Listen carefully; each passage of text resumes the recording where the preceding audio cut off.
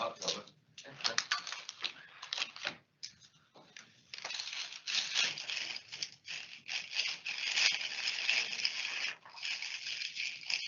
good morning everybody and welcome to the Performance Scrutiny Committee. Before we start, I think this is probably going to be quite a long meeting, so I propose we have a 15-minute break at 12 o'clock. I'm obliged to inform you that this meeting is being live streamed and recorded. So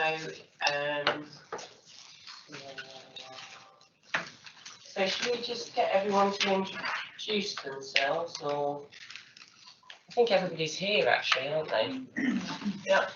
So just for the benefit of maybe everyone who's watching, so my name's Claire Wild, I'm the councillor for the Severn Valley. My name is Graham White, I'm the solicitor for Shropshire Council. And then to my right. Thank you, Chair. James Walton, Council's Executive Director of Resources. Right, and then if we go Joyce and we go that way. Joyce Barrow, Shropshire Councillor for the St Oswald Division. Okay. Peggy Mullet, Councillor for Woolwich North. Steve Young, Councillor for Whittington. Julia Buckley, one of two councillors for Bridge North West and Astley. Alan Mosley, Castlefield and Hetherington in Shrewsbury. Les Winwood, Bridge North West and Tasley. Robert Macy, Councillor for Gabon, Salatin and Western Ring. Roger Evans, Shropshire Councillor for the London Division. And David Fassman, Councillor for Underdale and Shrewsbury. Okay, thank you. And at the rear of the room, we've got Daniel Webb, who's the scrutiny officer. So if we need his assistance, he's there. Okay, thank you. So item number 1 is apologies, so there are none. Disclosable interests. Has anybody got any disclosable interests in anything on the agenda? Okay. Item number 3 is minutes from the last meeting. Has everyone read them and is everyone happy? Can I have a proposer, please? Okay, Peggy, a seconder. So Peggy and Steve propose and second. That should be show of hands. Okay, thank you. So, public questions and petitions.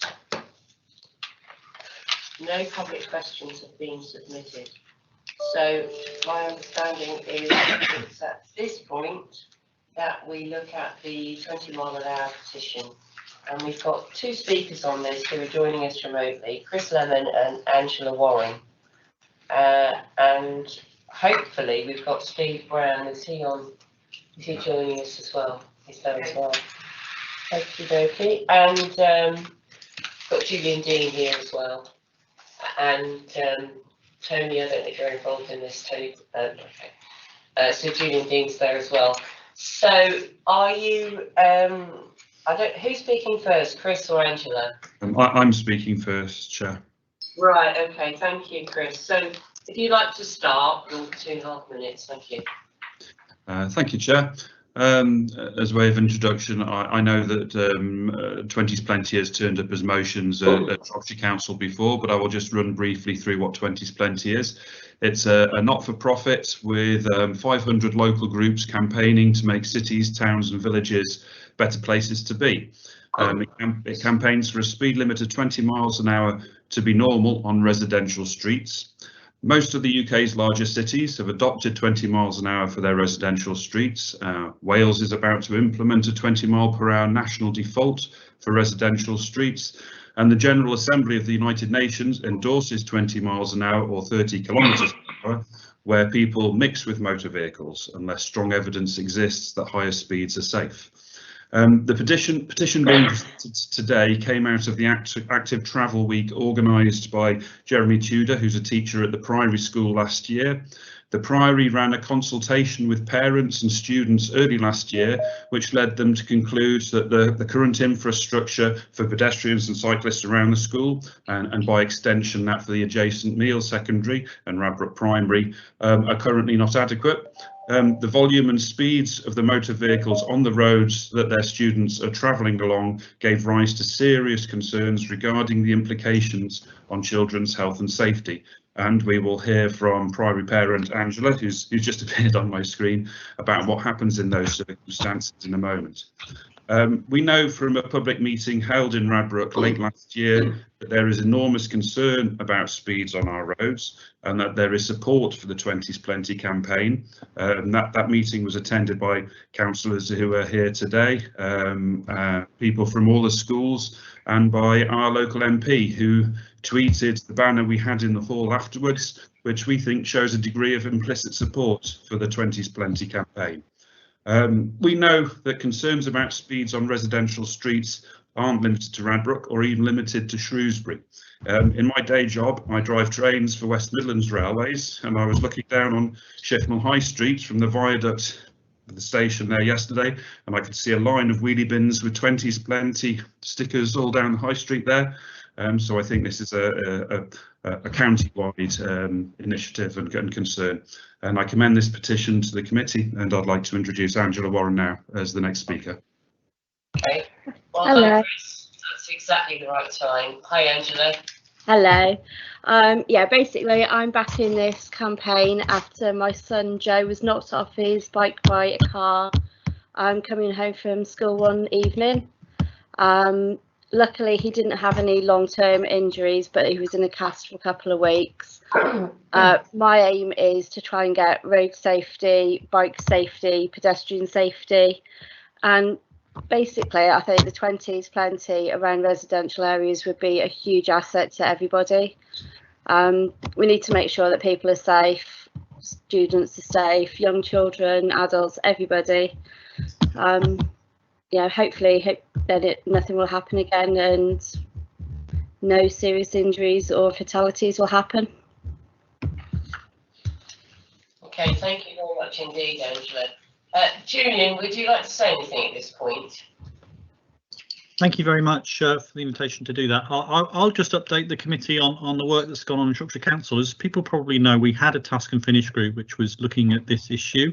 Unfortunately, the finish group has never actually managed to report, but it did edge, I think, towards a majority, and I'm sure Roger will confirm this, that towards a majority that saw absolutely the argument for 20 miles an hour. The other context is that we are, I believe Cabinet is shortly going to see a report for a 20 mile an hour zone for the Copthorne and Port Hill area, following the work on the Liverpool neighbourhood around there.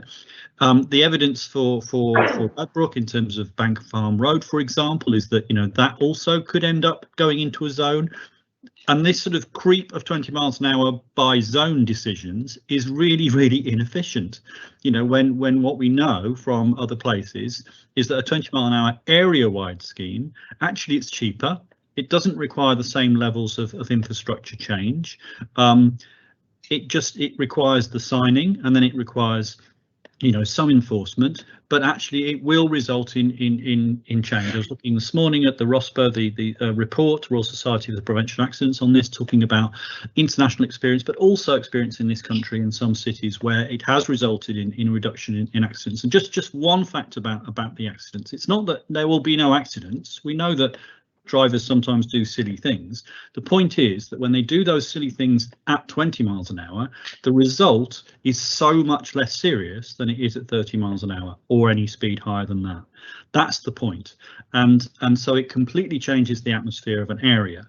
So our case is that rather than creeping towards this with 20 mile an hour zones, with yet more reports, with lots of time tied up by officers, let's just move towards an actual decision that is cheaper and is clearly widely supported across the county to move towards 20 miles an hour as a default. And then of course there are exceptions, but it's about getting the default in place in the first place. And then we're catching up, frankly, with a lot of other places if we can get that in place. Thank you very much. Thank you, Julian. Right, so Steve Brown's on the call here. Steve, would you like to explain to us the policies that are in place at this present time? Thank you, Chair. So, as members will recall, the 20 mile 20s Plenty sort of blanket requirement went to Scrutiny a number of years ago, and Scrutiny looked in some detail at that and sort of concluded that the policy that was in place at the time should carry on. So that is where 20's plenty is required and is supported by the local community and as the support of the local member, then there's the opportunity for that to be brought in and to continue. And across the county, that is underway and is still the case. Also, it does need to be considered the other work that's coming forward and is in development now that will contribute to this. So all members will know, local transport plan, is developing. There's a members workshop tomorrow, and we have that scheduled to go to cabinet for approval to go out for consultation in the summer of this year. We've also got the speed reduction programme outside of Shropshire schools. So that was approved by Cabinet and full council last financial year. We're in delivery of that, and we will start to sort of deliver that programme of works outside schools in the new financial year, which is on the sort of the timetable and programme that was approved. So we'll be consulting with schools over the winter period for that programme to proceed. Also, we're bringing forward the local cycling and walking infrastructure plan. Again, that's scheduled to go to cabinet for approval to consult in the summer period. And there was a workshop yesterday, which was the start of the county-wide workshops that was held in Shrewsbury, and it's the Bridge North workshop this afternoon, which will develop that plan and policy for supporting walking and cycling as we go forward, and also the education programmes that we run in schools. So in summary, there is an existing 20-mile-an-hour policy that was approved by Scrutiny, but some time ago. That is admitted. There is the other work that we're all bringing forward that will support this work as well, which is sort of widely known about, and those timetables and activities have been widely communicated as well. So that, in a nutshell, is where we are in the current position. Okay, so can I just clarify, Steve? So we are working on looking at all the schools for 20 miles an hour outside all the schools.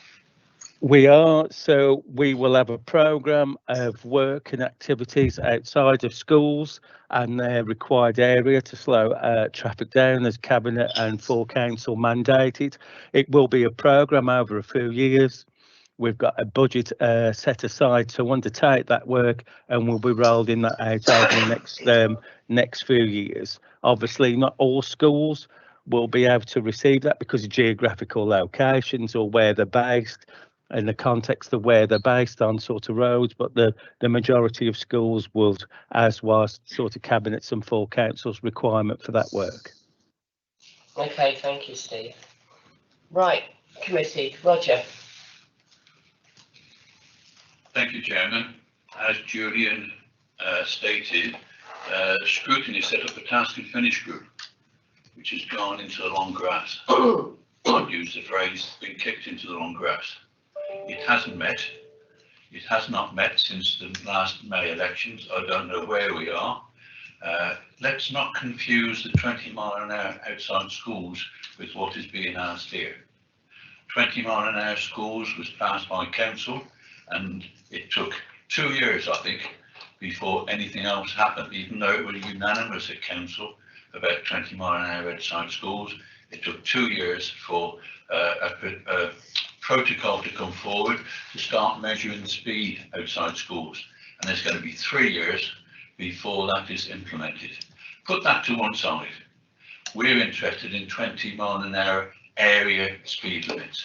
The present policy is in urban areas. I live in a rural area. I can't get a 20-mile-an-hour speed limit. My community want it, my parish councils want it, and that's happening all over parts of rural Shropshire. It's only in Shrewsbury, Ludlow, Oswestry and places like that. The present 20-mile-an-hour policy does it. We need that area-wide.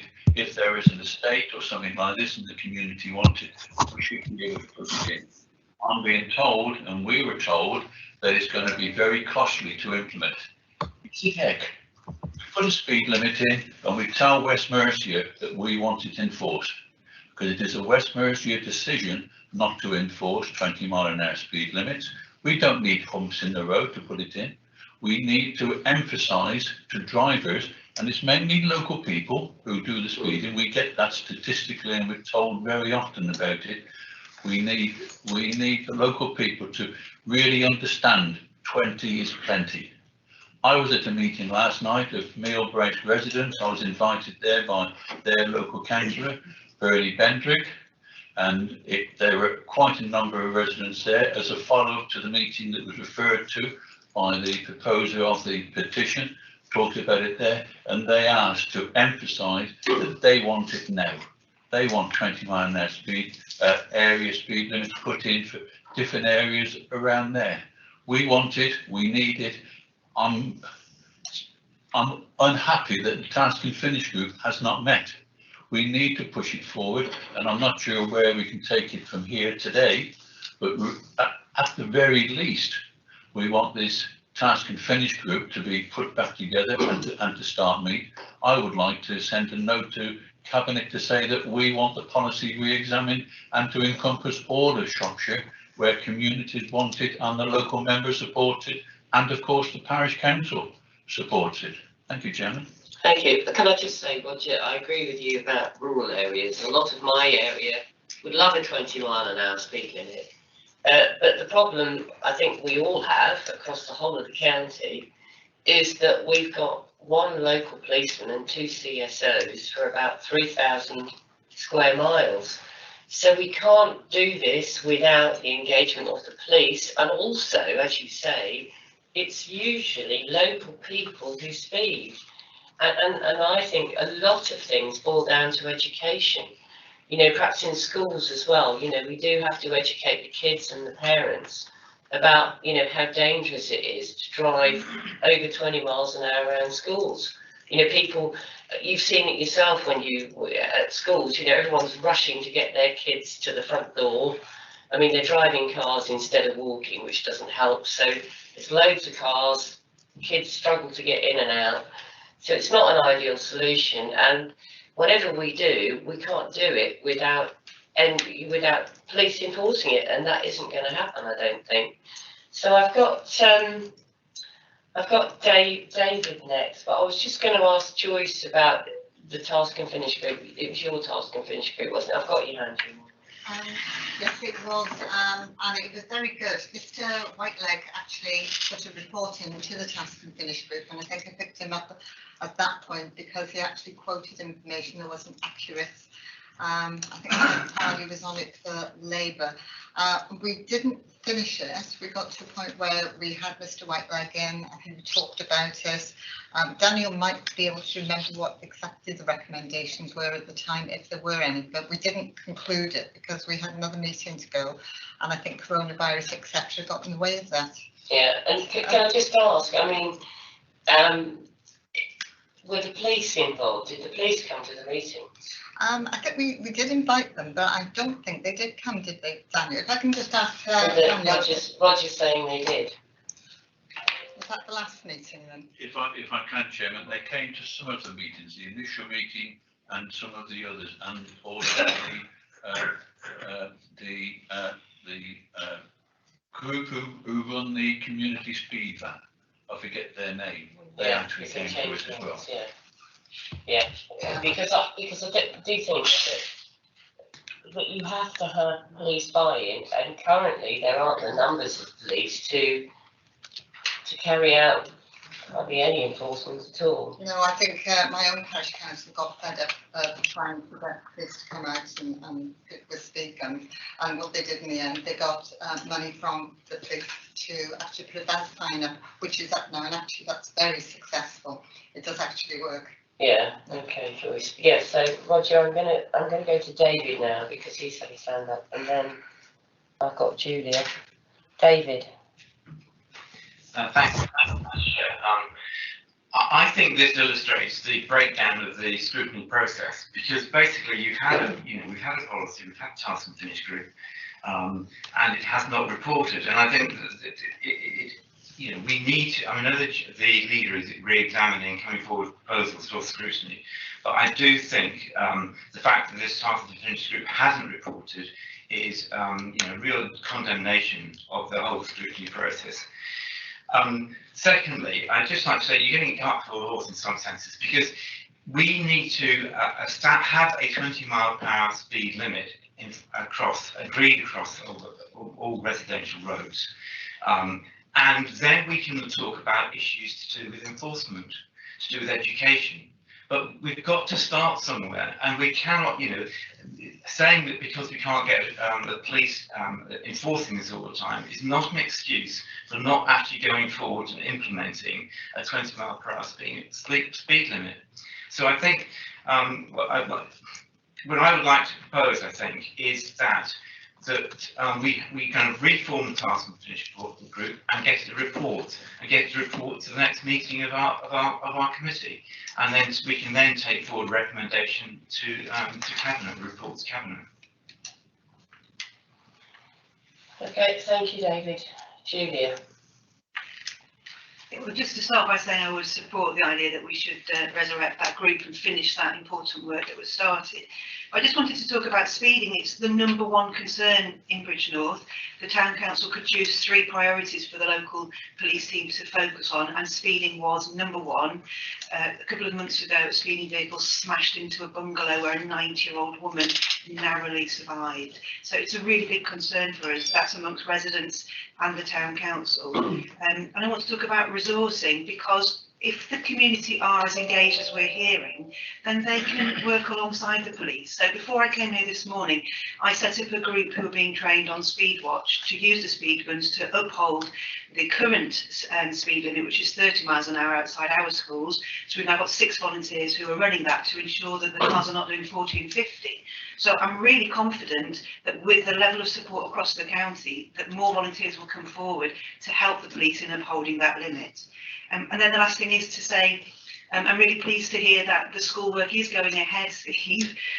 It's gone rather quiet from our side. So outside of Shrewsbury, we've not heard anything. I'm a governor on a primary school. I personally put out cones outside that school every day to stop children being harmed, because we had 3 near misses. We've been waiting 18 months for any kind of speed calming, and we were assured that it would come forward after April in that budget for that work outside schools. I'm a bit depressed to hear now it's a 3-year rolling programme, and my plea alongside Roger Evans is that the rural areas, the towns outside Shrewsbury, please let us not be last on the list again, because that would be ridiculous. I can't be putting cones out for 5 years every single morning. So when you're looking at that programme for 3 years, please will you consider places outside Shrewsbury to get this sorted out. Thank you. I'm glad you mentioned Speedwatch. We've got Speedwatch in our village, and what we struggle with actually is getting volunteers to actually do the work. And it is about doing a lot of different things. It's not just one, but everybody has to play their part. I think David, just quickly, and then Alan. Sorry, Chair. The point I would like to raise with Steve Brown. I've been pursuing this 20-mile-per-hour issue outside schools. I have schools in my own ward of Underdale, in June 2021, I got an email from an officer who said that the actual surveys of the schools would be finished at the end of June 2021. And so, you know, and I've been pursuing this and I've got nowhere. And I do think there needs to be proper sort of implementation of these policies. And if it's not possible to implement it, then we need to know about what the reasons are for that. There has been a huge gap. Okay, thank you, David. Alan. It's been going on for years, this debate. I think the discussion is clear. It's a no-brainer that 2020 20's plenty does work, and the evidence is there for all to see. So why have we been going so slowly? I'd like to ask Steve Brown, you mentioned a report some years ago about implementation. How many applications have there been for 20-mile-an-hour restrictions in local areas, and how many have actually come to fruition and been put in place? I hope that there's not going to be delay in the Safer Schools plan. I happen to have two schools adjacent to each other on New Park Road. Both had safer school plans ready to implement. Both were cancelled due to cuts in the highways budget two and a half years ago. It seems to me that some sort of compromise is that we look and identify a town, not necessarily Shrewsbury, but a significant market town, and implement the scheme there, an holistic scheme throughout that town, and use that as an exemplar of what can happen elsewhere. That's a reasonable compromise. If there's a lack of capacity or a lack of willingness to expend any funds on a proper scheme throughout the county, let's get to grips with it and try it out comprehensively across a certain area within our market towns. Thank you, Alan. Steve, do you want to come back with those figures? So there's a few items to come back on. So one is to make sure that we don't sort of confuse or conflate that school speed reduction outside of schools and the blanket 20. We need to be clear on that. Just to be clear on the school speed reduction, it is on time and it is on programme. The Cabinet and the full Council report clearly said that we'd start delivering in the new financial year from April 22 onwards. Some of the speed data and the captures was delayed because of COVID and lockdown. If we'd have captured the data at that time, the data would have been rogue and would not have been suitable and sufficient data. But it is on programme to be delivered and will roll out, and we will be liaising with schools from this period on, ready for that to undertake that programme. So the other point as well is just to sort of consider this in the also we understand, I understand the sort of 20s plenty and the blanket approach and what the sort of the needs and desires and motivations are for that. Fully understand that. When you look at the data for accidents and injuries and deaths on Shropshire roads, then that's quite clear and that's quite consistent that it's on national speed limit roads, it's on a Friday and Saturday night, it's after 4 o'clock and it's probably a driver under the age of 25. And that is where we also have a statutory responsibility to undertake that, because that's where the data is captured and that is where we know that we've got an issue. So as regards Councillor Mosley's point, I'd have to double check that data and feed that back to committee. I haven't got that to hand at the moment. So there are these initiatives that we're bringing forward. I've stated where we are on the school speed reduction policy. It is true that the Welsh Government is rolling out blanket sort of 20 mile an hour, and there will be some issues for some of our towns on the borders that we're already sort of discussing that with the Welsh Government, because you'd have the irrationality of a road coming across the border with two different zones on. So we will need to consider that. And if we do implement the blanket, then there would be a capital cost, because again, going back to enforcement, the police will only enforce if the speed limit is reduced enough, and then therefore interventions would need to be to reduce that speed limit. So, that is a possible thing to do, but there's also a cost and there's also an impact on communities to consider as well. So there's all of those things to think through when rolling this out. And again, whether the evidence overall, is strongly in supportive of this. And generally across the country, the view seems to be sort of a 50-50 approach on that. So there is those considerations to take on board as well. Okay, thank you, Steve. So I think we're nearly done. I've got three more: Roger, Joyce and Julia. Roger. Thank you, Chairman. Like Alan, one of the villages in my area, Hanwood, was top of the list to look at speed through that village, and that got cancelled 2.5 years ago. WSP had drawn up plans on how to address speeding vehicles, on procedures to it, and it just got taken out of the programme, scrapped, as did a number of other villages and a number of other communities which were on the list because those had raised problems with speed. Speed is the #1 issue. As Julia said, for I think every council. That's why council as a whole identified schools unanimously right across the council that area-wide speed limits are wanted. Two of the villages in my area have got so fed up, and they are fed up, and they are doing something because of the complaints they have from residents, and they're putting in their own scheme using their own cameras in conjunction with the police. We've got a grant from the Police and Crime Commissioner.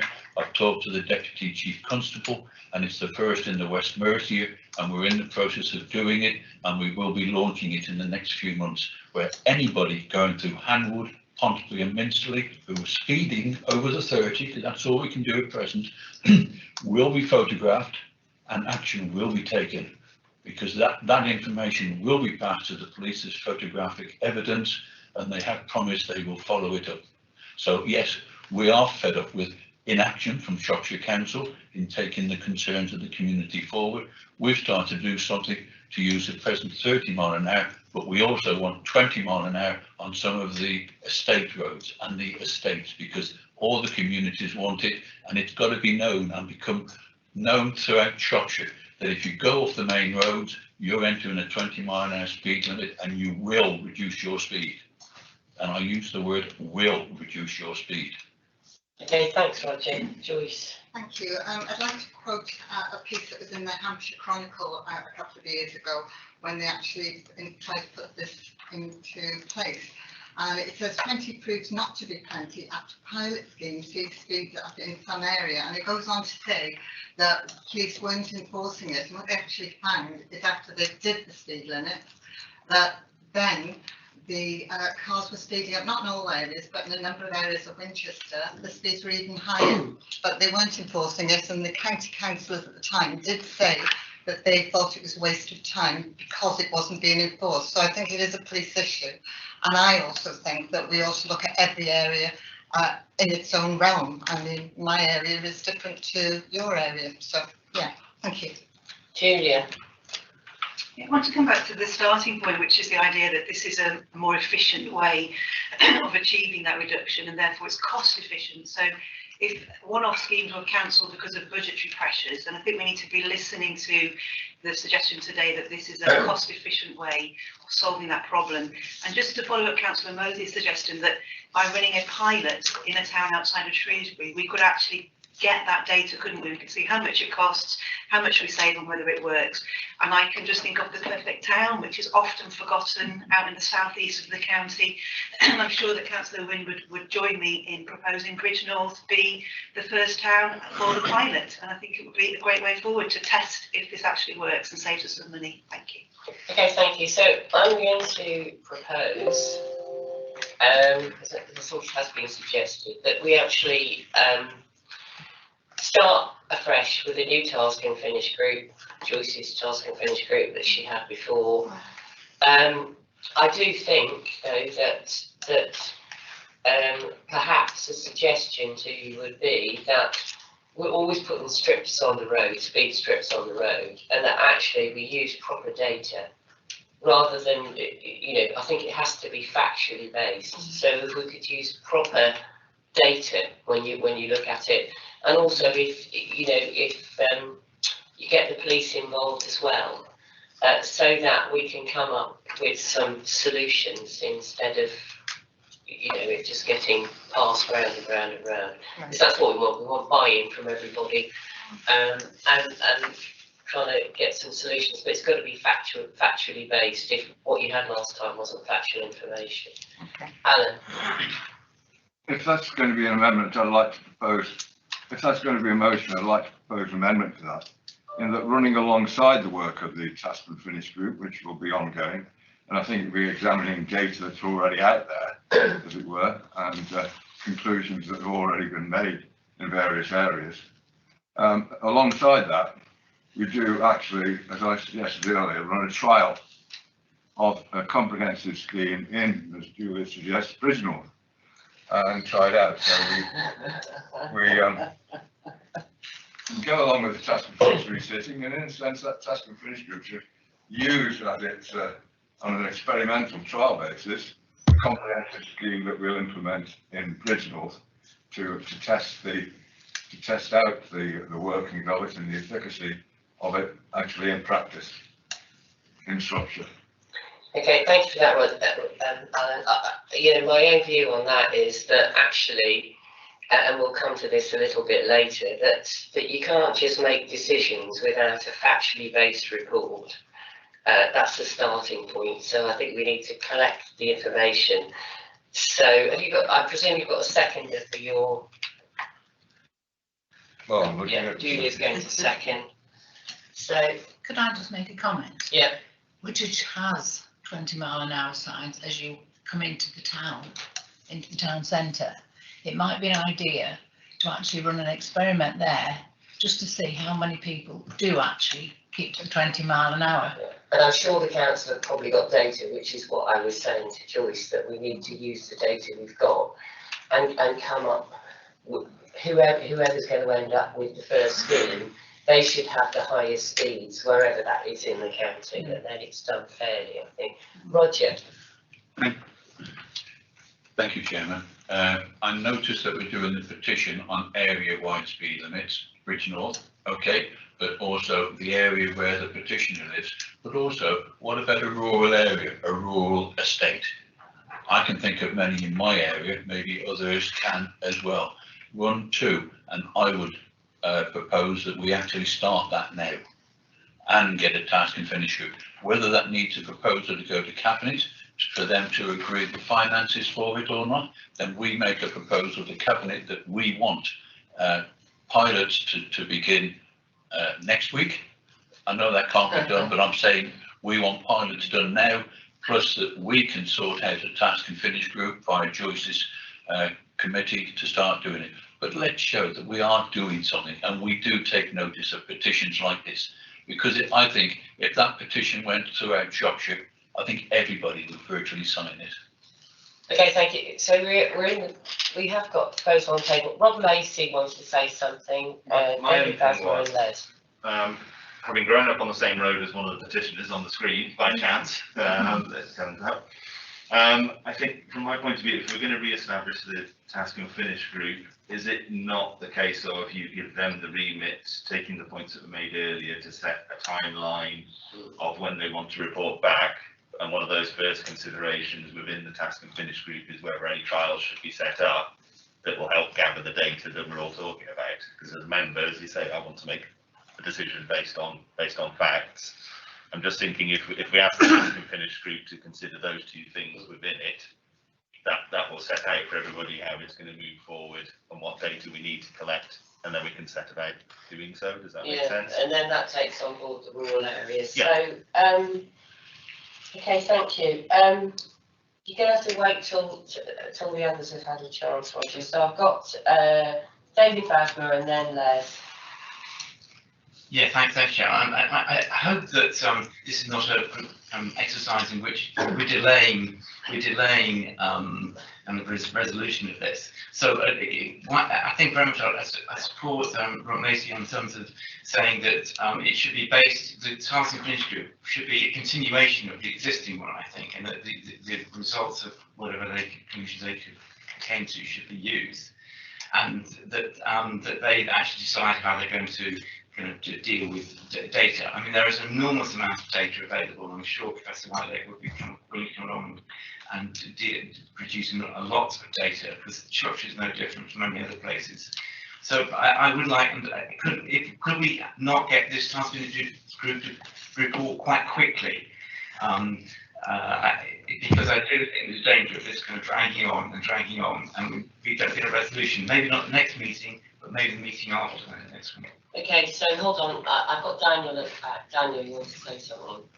Yeah, just in response to a task and finish group, we can move quite quickly on this if you want to. For starters, when this group did meet in 2018, it received quite a comprehensive suite of data with regards to research into 20-mile-an-hour limits, and that evidence was largely ignored in that meeting. Professor Whitelake was indeed invited to that meeting and produced no evidence whatsoever, despite himself asking for that meeting for a period of some 6 months. So I'm willing to set that meeting up again. It will be very quickly to do. The terms of reference are still there and they're very valid. The data's there and it's still very contemporary and valid. So I will set that up. I will put a call around if the group wishes to reconfigure that task and finish group with a fresh membership. I will circulate the terms of reference once again and the evidence for you to consider. Yeah, yeah, can I just, I take on board what you're saying, but I think, there's loads of fresh data, they're putting strips across the road in Cross Houses, Cressidge, all these villages all the time. And I think it's really, really important that we use as current data as we can. I don't know how long it will take you to get that data. I'm conscious, I've got Joyce and Rob Macy as well as, oh, and Alan, right, okay. Yeah, very quickly, thank you, very quickly. I think it might be an idea, this task and finish group. I mean, it was originally formed from the Place Overview Scrutiny Committee, but I do think that people from the Communities Committee, Rob Macy's Overview Scrutiny, should also be on this. So whether it be a joint one or members from both those committees are on that, I think that would be a good move. Okay, that's fine. I don't have a problem. Are you okay with the joint task and finish group, Rob? Yeah, Chair. Yeah. I think we're talking across purposes here. You can either have a joint committee or a task and finish group. You can't have both. The task and finish group is open up to all members of the council. Okay. Yeah, so if you want to go down that route, then I would just basically I would ask members of the Place Overview Committee and the Community Overview Committee to put their names forward for that group. Okay. Okay. Yeah. Sorry, that's a good point. Right, Les, you've been very patient. Yeah. Thank you, Sharon. Yes, I mean the task and finish group is certainly the way forward. It's with the facts and figures with a base to work on. It is essential. So a task and finish group is that certainly the way forward. But the police have got to be brought on board with this. You cannot do it without them. You can do all sorts of things here, but it's still got to be police. So we've somehow got to encourage them to come on board with it. And certainly if a pilot scheme is, I mean, I would encourage you, yes, Vision would be a good idea, but I'm sure other members have their areas as well. So we've got to be careful here. The task and finish group definitely has to tackle this and deal with it. And certainly the police will be brought in. But yes, a pilot in Vision would be ideal, I suspect. Right, okay, thank you. So on here I've got, and then we really need to close because we've got a long agenda. I've got David Vasmer, Roger, Rob, did you want to come back again? Yes. Yeah. And Alan. So David. I don't need to come back, Chair. Right, you don't need to come back. Okay, Roger. It's only to emphasise some of the points that I wanted action taken now. I'll leave anything else. Yeah, and I think, the rural areas have to have a fair shout. I agree with you on that, Roger. Right. Rob. My only one was to pick up on that point about if the task and finish group comes back with a timeline, it could always come back. Part of that timeline could always be an interim report, because if we're going to do any data collection or set up files or whatever, that has a cost implication. So I'm just conscious of that's a way of, if the task and finish group meets, sets a timeline, sets an approach, it can always come back, ask for those to be set up so it can start gathering, and then come back from there, if that makes sense. So yeah. It's that way of addressing both bits of making progress, but still considering it fully before we make a full decision. Yeah, I think that's very sensible, Rob, because at the end of the day, you've got to make sure that you're doing it fairly, and also you've got the right people involved. Okay, thank you, Alan. I just wanted to pick up on your point about looking at real data, and that real data needs to be local. To have the efficacy that we're looking for, which seems to be an argument for going ahead with a trial in Bridgnorth. You can incorporate a rural area in that as well. I can't emphasise too much that unless something is done positive, then people will lose faith even more.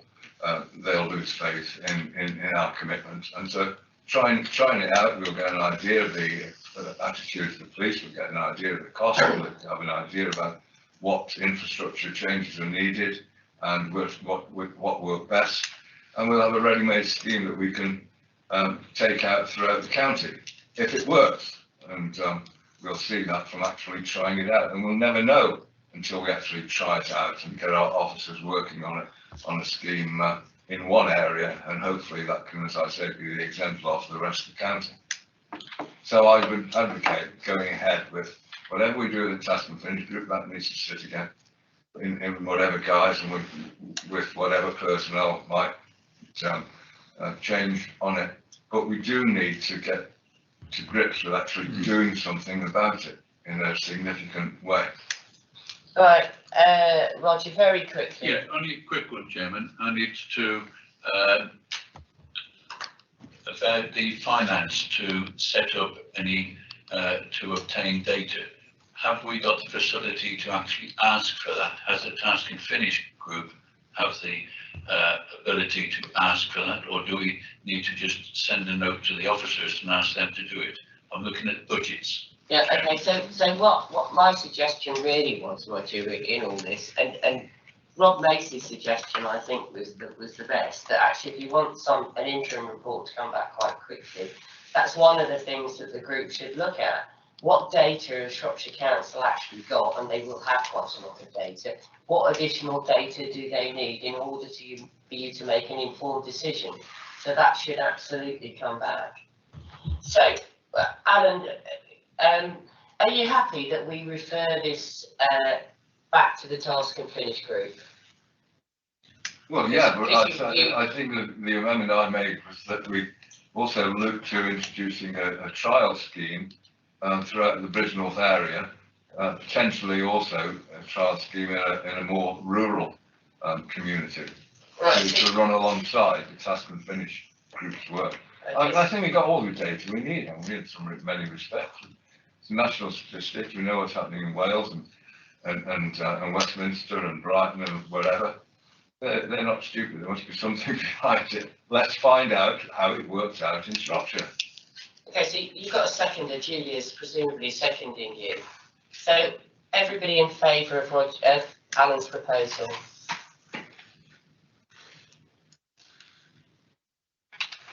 That's 4. Okay. All of those. 5. What? 5. Okay. All those against? 5. Okay, so I'll use my casting vote and put another proposal forward, and that is that we actually resurrect the task and finish group and bring back an interim report to possibly just and place scrutiny. So I'll propose that. Have I got a seconder? Second that, yeah. So all in favour of that? 1, 2, 3, 6. Right, okay, so that is carried. Right. Chair, Yes. can I just record my disappointment that you voted once again not to support any action in Bridgnorth? Okay. Right, so there are no member questions. So item number 6 is the petition submitted to the council on the 23rd of September 21. Right, so the lady who submitted the petition, Rachel, unfortunately can't be here today. So is there anything you want to say, Julia? If I could just say that the lady you referred to is a town councillor from Bridgnorth Town Council. Her name is Councillor Rachel Connolly, and she was speaking on behalf of the town and the council when she brought forward her petition. And following the debate, she received an email asking if she felt that her petition was dealt with appropriately, and this is her response. She did not receive an invite to today. I had to alert her it was on the agenda, and she was already committed with work. So it's unfortunate that communication has been lacking with her, considering she brought forward a petition with nearly 2,000 signatures. Okay, can I just check with Amanda, because Amanda emailed Councillor Rachel Connolly, I believe. Yes, that is correct. I did email before December just to flag up this date and ask her if she wished to attend. Yeah. Then that's my apologies. Perhaps she was expecting a confirmation nearer the time. Okay. Right then. So I've got the. I think you've all received a copy of the letter, have you? Yeah. Yeah. So have we got anybody who wants to ask any questions? Rob. Yeah, it's just a quick one from me. I mean, obviously, our rules say the petitioner can word it with the petition and ask for whatever action they want to. Obviously, we need to decide what action we want to take as a council. But am I wrong in thinking that we wouldn't be able to close a council facility without having a detailed report to go along with that? Just on the premise of what the petition is asking about. Graham, would you like to answer that question? Yeah, Chairman, I think I'm not aware of any instances where decisions have been taken on matters of such importance as this without there being a full appraisal of the options that have been that are available to the members at the time when they make that decision. So I've got Joyce next, and then Julia. Thank you. A question for the council solicitor, please. The point of order raised by Councillor Buckley appeared to me to be additional information that should have been raised in the debate and therefore was not a point of order. Please can you clarify, and can you also clarify a point of order for me? What was that last point, Joyce? Sorry? What was the last point? Oh, but I've asked if you can clarify whether it was a point of order and exactly what a point of order is. Yeah, if I may, Chairman, I'll refer to the Council's constitution on that point, if I can just tell me while I find the relevant part. Point of order, what it says in the Council's constitution is a member may raise a point of order at any time. The chairman will hear them immediately. A point of order may only relate to an alleged breach of these council rules of procedure or the law. The member must indicate the rule or law and the way in which he or she considers it's been broken. The ruling of the chairman on the matter will be final and shall not be open to any debate or discussion. So that's what the constitution says. The chairman, I think, considered the points that were raised and then decided that it wasn't a point of order, so didn't allow it. Okay. And can you clarify what point of order is exactly? Well, that's what it says in the constitution. It's an alleged breach of the council rules or a procedure or the law. Thank you. Yeah. So somebody done something not correct. Yeah. Okay, so I've got Julia. Thank you. I really welcome both Rob and the solicitor both stating that previously no decision of the council to close any facility was ever done without a full report with a full appraisal and options. That is exactly what myself and the other local members were asking for before this closure, and that's exactly what was not provided. So I think you both absolutely hit the nail on the head. Just moving on to points of order, the Constitution does not state that members are only entitled to one point of order. So it's not appropriate to refuse any member the right to have a second point of order. Clearly, that would be ludicrous, wouldn't it? Because nobody knows what's going to be mentioned later on in a meeting. So how could anybody know what my second point of order was unless first, as per the description just read out, the chairman heard it?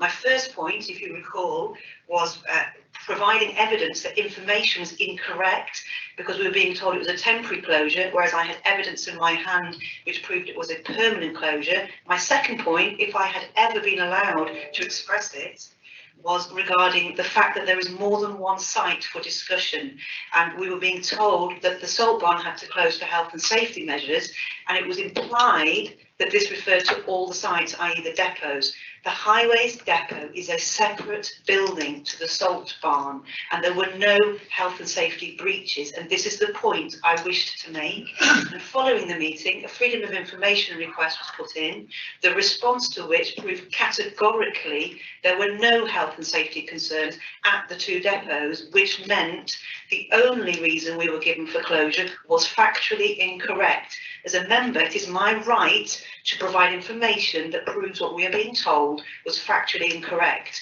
We cannot prevent members from having more than one point of order. You cannot declare the point invalid until you have heard it. Okay, I think at this point I might add that the scheme for petitions allows 15 minutes. I think that's laid down in the rules. It's 15 minutes. And personally, I think probably what happened was that you probably should have put your additional information into the debate, not raised it as a point of order, but unfortunately. How could I know that somebody would provide factually incorrect information until they said it? Well, I'm not going to go there. All I'm saying is that there's a protocol for the running of petitions, and that, you know, you're allowed 15 minutes. Okay. So, Steve, you wanted to ask a question? Yeah, thank you, Chair. Vivid memories of quite a horrible meeting. There was a lot of confusion in the meeting, which is obviously borne out here. And I think whether you're a new member or an existing member, there is an opportunity here to take some positives from this going forward and implement some sort of training on whether it's petitioning or the process part of the council, because I think that is missing. Or maybe some sort of mentoring scheme for, you know, we've got Roger and Alan in the room here today who've been, you know, hugely experienced members. Maybe that could be a mentoring scheme for especially new members. I just take issue with Councillor Buckley's last comment saying, I'll paraphrase, but I can't remember exactly what she said, but it sounds as if I was being called a liar again. That has been proved not to be the case through the Standards Committee already. He said I put out false information during the meeting, which has been proved to be incorrect. I'll ask you to withdraw that comment. I will repeat my statement, which is that you told us they needed to be closed for health and safety reasons. There were 3 separate buildings. The 2 depots, following a Freedom of Information response, proved to have 0 health and safety concerns. So I fail to see how your description was accurate. I think we'll leave it there. This isn't really the time or the place for those kind of things. Right, okay, so have we got anybody else who wants to say anything? Rob? As others have stated, it did get a bit confusing at the meeting. I know the petitioner talks about the confusion. I just wanted to check. Obviously, it was said that any permanent closures had come before Cabinet or Council for a member decision, and that went to a vote. That vote sort of split along party lines with the Conservative administration saying, yes, bring that back, and the actions said, and the opposition voting against it. I think that eventual action obviously brings this back for a member decision, whether it's at Council or Cabinet and so on. So is that the confusion that was being referred to? And I think in my degree, that looking at what the petitioner was asking for, that's what's eventually going to come through Council or Cabinet. So I think it's fair to say that decision has delivered what the petitioner is looking at. But as I say, it was a confusing meeting, so I just want to clarify whether we think that's. I mean, I think the motion that Councillor Charnley put forward was pretty clear, and it was read out twice. In fact, I think I did have a copy of it somewhere. But basically, what he said was, and it was repeated a couple of times, that he would bring a report back to either Council or Cabinet, a full report back about the closures. So that wasn't confusing to me. Right, Roger, and then I've got Joyce and Julia. Thank you, Chairman. I note in the agenda it says, consider a request by the petitioner to review the steps taken by Council in respect to the following petition. What were the steps taken by the Council? Can you remind us, please?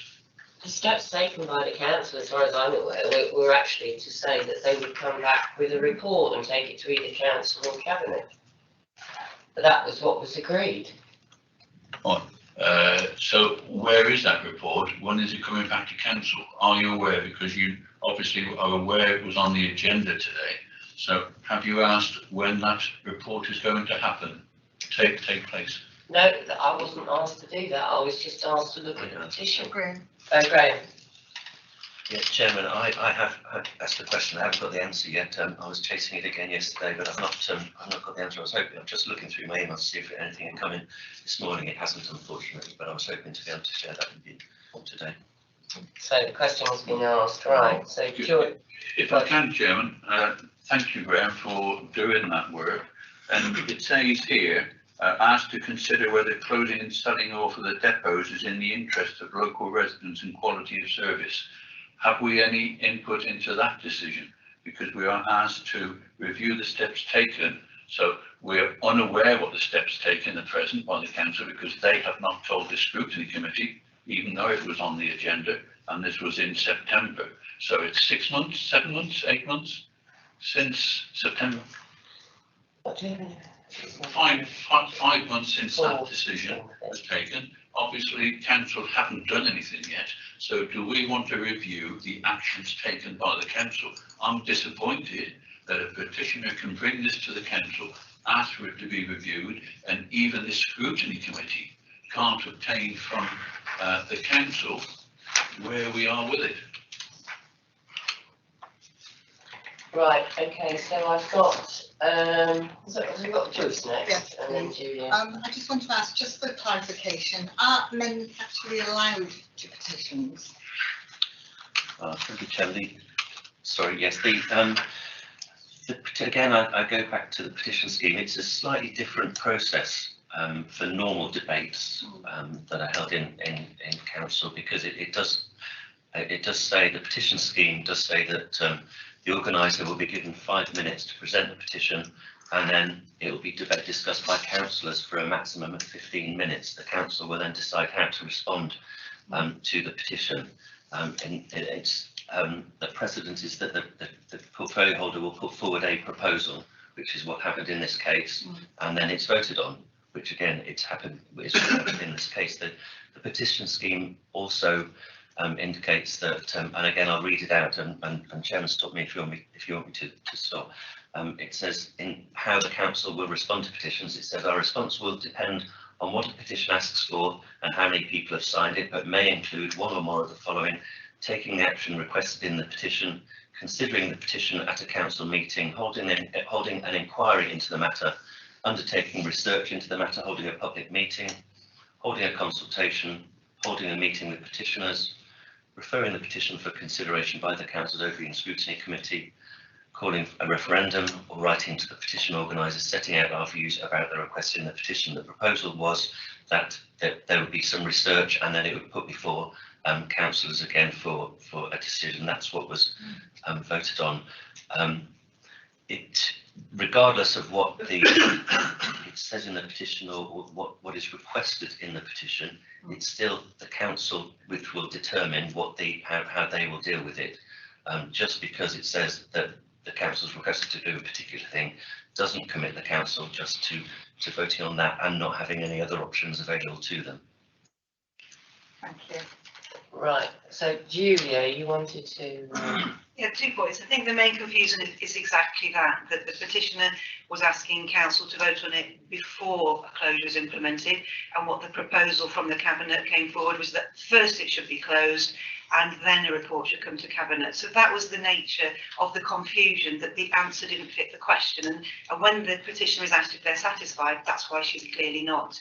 I'd just like to follow up Councillor Evans' point, that I would like to request that this scrutiny group look at exactly that review in terms of quality of service. So before the final decision be made by cabinet or council, let us have some comparative statistics for the period before the closure, and let's have a look at some statistics after the closure, and let's find out whether the service in Bridge North has improved or not. And that could be the evidence by which cabinet or council could make its decision. That's what we were told it would be. So let this scrutiny group look at that data.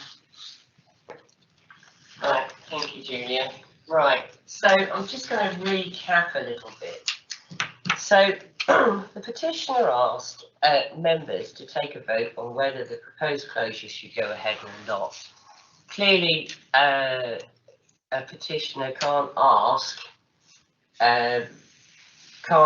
that, because it is up to the council what they do. It's up to the full council to make the decision on what happens, and the chairman is in charge of the full council meeting. So when we're at full council, it is the chairman who is absolutely in charge, and his decisions are final. There was some confusion about a point of order, I think. The chairman wasn't confused about what a point of order is, but there may have been some confusion on your part about what a point of order was, because it clearly was ruled that it wasn't a point of order. Without hearing it. No, he did hear your first point of order. I'm allowed one point of order. Every Yes. member is. Well, and there was, like you say, it was quite noisy at the council meeting, and the chair was in charge, and that's not really what we're looking at today here. We're looking at the petition. Okay, so, and I'll also trying to give an explanation to Rachel Connolly, who's a town councillor at Bridge North. So just, you know, to reiterate that point, that she can't actually tell full council to make a decision. That lies in the hands of the council. As far as the bit about the point of order goes, that probably needs some clarification, but the chairman ruled at the time that it wasn't a point of order. Okay, so, and as far as what was decided at full council, it was decided at full council that there would be a report and it would go to cabinet and council. So I don't really see what else we can say. I think there were people who were getting quite animated, and it doesn't really help. COVID is a terrible thing. We were in an unfamiliar setting. It's sometimes difficult to see people, and it did get quite politically charged in there, which isn't really helpful. I'm just going to let you make the last point, Roger, and then I'm going to make a proposal. Well, I was going to make the proposal, Chairman, that this scrutiny committee actually note item number 6 and send a request through to the cabinet to review what steps were taken, and the petitioner and any interested people should be informed as soon as possible on the conclusions that have been drawn. I think at present we're just in no person's land, no man's land, no lady's land. I don't agree, actually, Roger. I mean, I think the petitioner had her day at full council. The full council have made a decision which is binding upon us all. So anyway, have you got a seconder for that?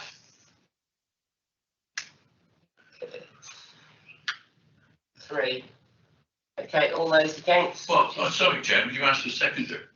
So are we actually, you're accepting that motion now, that we asked? No, I'm not accepting your motion. You put forward a recommendation for this committee. Yeah. And I asked you for a seconder, and who else was in favour of it? Just asked for a seconder. Pardon? You just asked for a seconder. Oh, sorry, I asked for a seconder. Okay. So all those in favour of Roger's proposal? I'm not sure what it is precisely. No. Cabinet's going to do any more than is currently in existence, which is a promise to do something about it and report. What is the problem is that report is not forthcoming. Yeah. So the actions that were determined at the council meeting, subject to the petition, have not been carried out.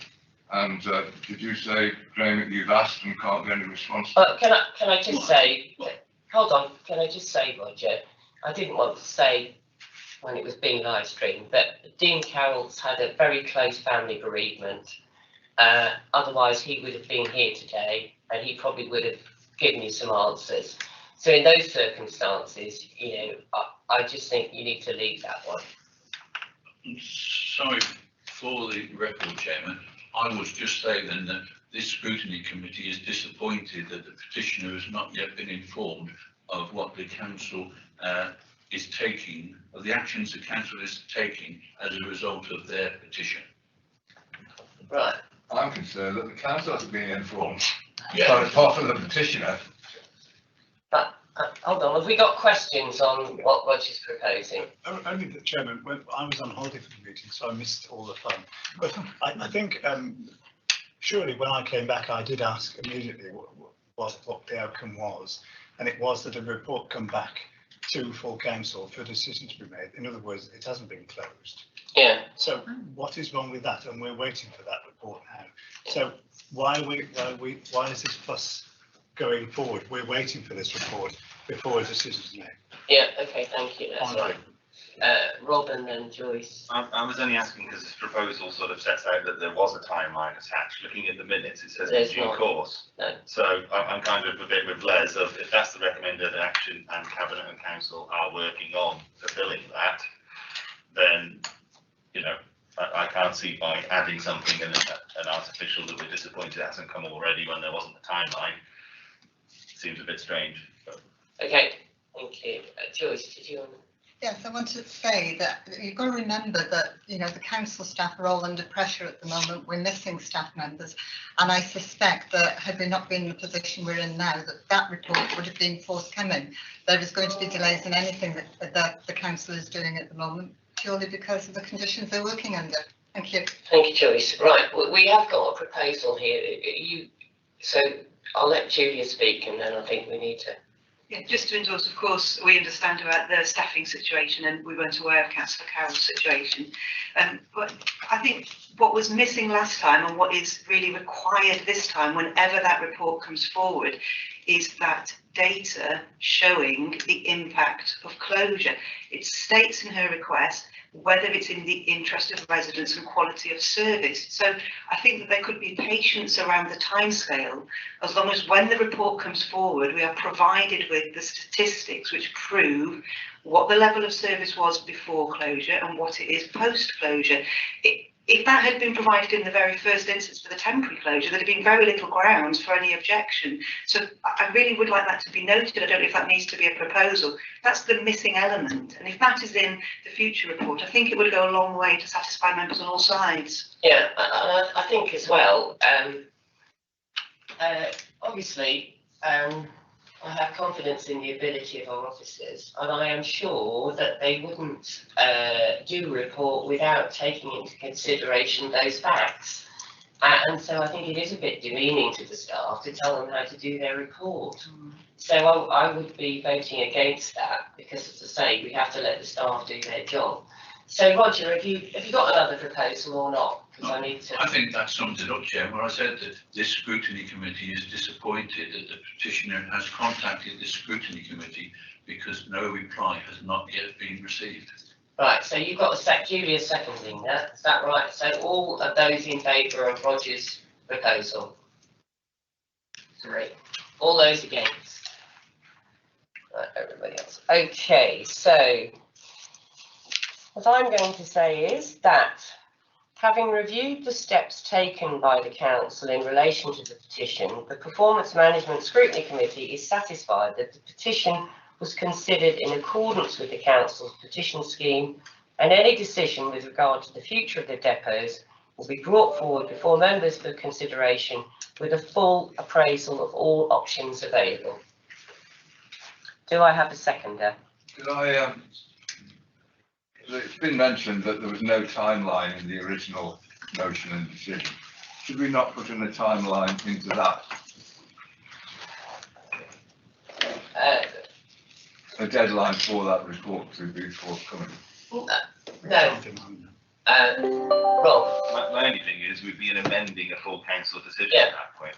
So we can't do that. So we are making a recommendation, aren't we, from this group, and can't that recommendation contain some recommendation about timelines and hurrying up? Basically, I'm not really making a recommendation. As you know, what I'm doing essentially is saying that Shropshire Council dealt with it in the correct way, and that a report from the about the depots will be brought forward at a future meeting. So I'm not actually asking for any particular action. So have I got a seconder for that? Oh, sorry. Yeah, okay. So all those in favour of what I've said? That's carried, thank you. Right. I vote against, Chairman. I think you certainly can. Thank you. Can it be noted, please?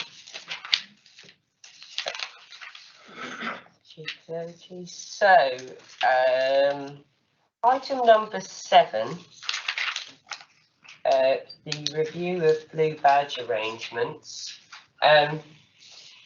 Don't believe there's a report with this. I was asked to bring this actually so that I could pass it on to Rob Macy on the Communities Scrutiny Committee to deal with quite quickly.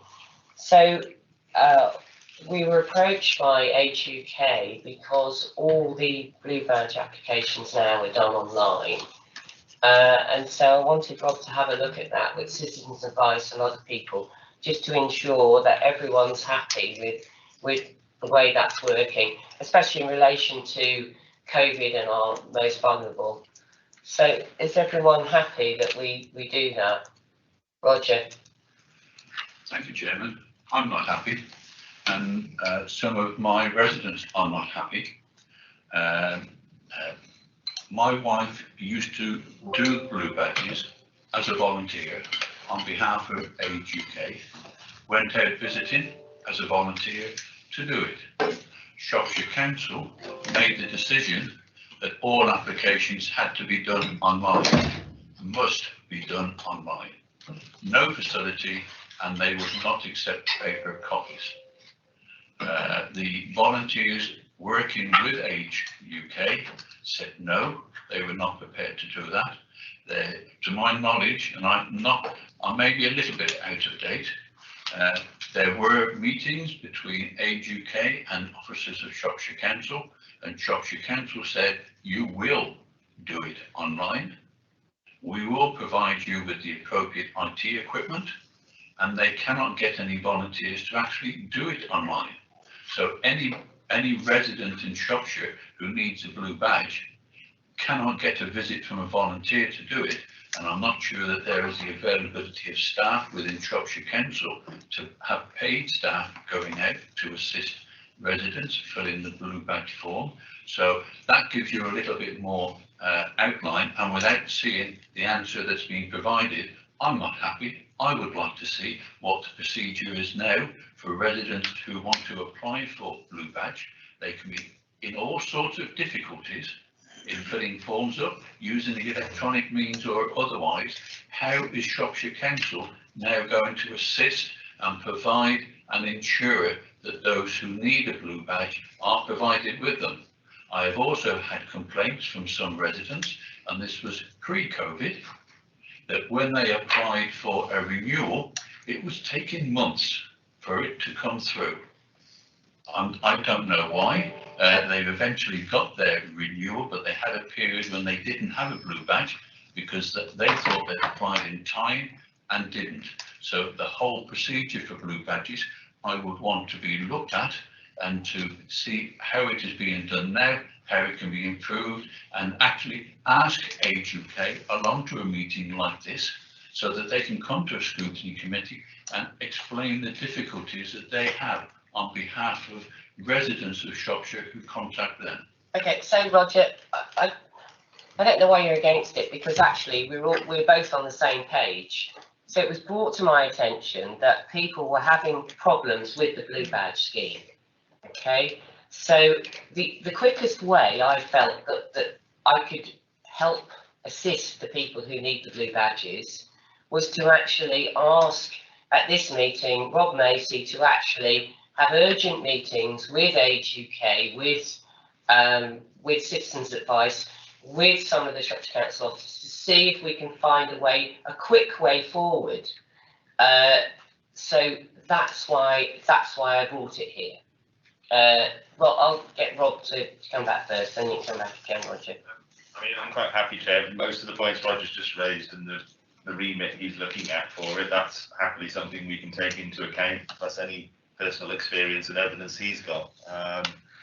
From my perspective, that'd be the first step, is to speak to Age UK and others and try and get some terms of reference for the committee to consider taking this as an item, so they're all clear what we're doing, what we're looking at, and do it as a matter of urgency. But looking at our work programme, I would suggest that we can fit it in with our committee quite well quickly. Yeah, exactly. So what I'm trying to do, Roger, is because of COVID, because we're locked down, because people are having difficulties, and especially the most vulnerable people, I'm trying to assist them in any way I can, and this was the quickest and most expedient way of actually finding a way to try and help the blue badge holders or people wanting to get a blue badge.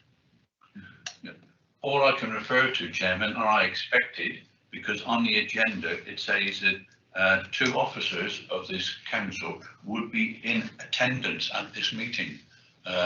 From what you're saying, they're not coming to this meeting. Francis is there, I think. They are present. Oh, Francis is here, sorry, I didn't see Francis. So I didn't see Francis. Yeah, So I'd be grateful to know if the information that I have is up to date, is correct, whatever. We may be able to solve it today. no, I don't think we'll be able to solve it today, Roger, and I think, you know, that it needs Rob to actually have a look at it. I can get Francis to speak. Sorry, Francis, I didn't realise you were there. Would you like to say something? Yes, thank you. Good morning, everybody. Hopefully everybody's hearing me loud and clear. Yeah, we're hearing you. Good.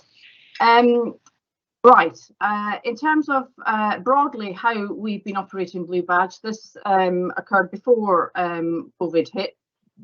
We had taken the make digital the preferred way to work and transact as the direction, and we moved along with support from DFT, the Department for Transport, who the council is the agents for. It is not our scheme. We actually implement what the DFT require of us, and that's across the country. So they moved very much onto that digital platform, and we supported and delivered that locally. We do not say everybody has to apply online. That is the preferred option. But we also work very closely with colleagues in the customer service centre who take phone calls and do that online application from the phone.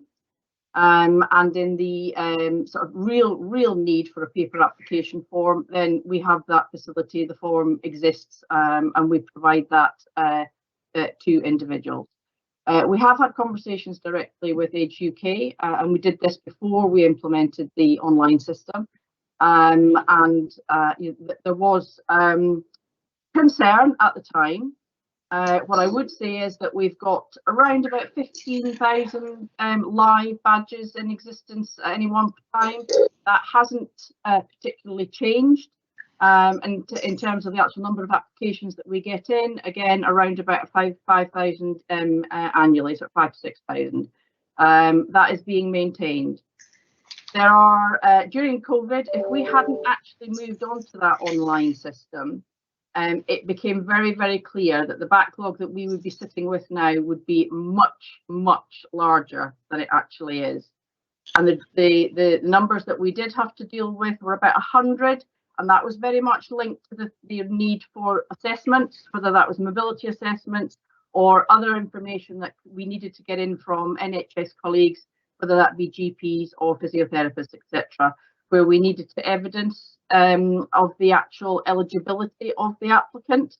And now we've gone to the point where there's that 100 have been contacted, they've been pointed to where they can get these assessments now, and we work with case by case if we get people who are struggling to actually respond with application information.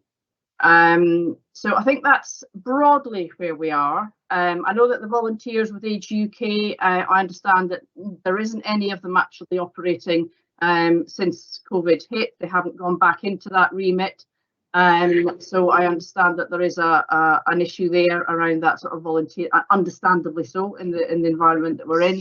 But that absolutely does that one-to-one conversation with council staff. We have 2 part-time staff who deal specifically with Blue Badge, but that's in addition to the CSC colleagues who actually deal with that very front line. So I'll hold it there if that hopefully helps clarify where we are now. Yeah, thank you very much indeed, Francis. So are you happy, Roger, that we give this to Robert Macy to look into? Yes, Chairman, but I would also ask Rob on behalf of the Scrutiny Committee to see if Age UK or any others that could actually come along and explain their difficulties, I think, so that we know the full picture. With respect to Francis, yes, but we want to assist Francis and assist residents together to get the best outcome. Yeah, and so I mean, obviously, it's not committees easy, but my suggestion to Rob was to actually have early conversations with Age UK and Citizens Advice so that we can actually get underneath what the problems are, and hopefully we'll find a solution and bring the solution to the committee, or Rob will bring the solution to the committee, and they can come along and speak if they like once it's resolved. Rob? Yeah, I think my only thing with Age UK at the moment was just have a background conversation, make sure that there's what the pressing issues are, and that if we're going to consider it, well, we are going to consider it as an item of scrutiny, that we're considering the right thing. So scrutiny is not having a meeting to go off to look at something that isn't the pressing issue. So, but yes, that would be the intention, is they're involved and others along the route. So that hopefully when Rob has his meeting, we've actually got a solution as opposed to, more stuff to do. Julia? Just very briefly as well, if you could include NHS, the appropriate NHS link. I know some of the elderly residents in my division take the form to the doctors and get them to fill in the medical section, which I think front loads a lot of that work that Francis was just referring to.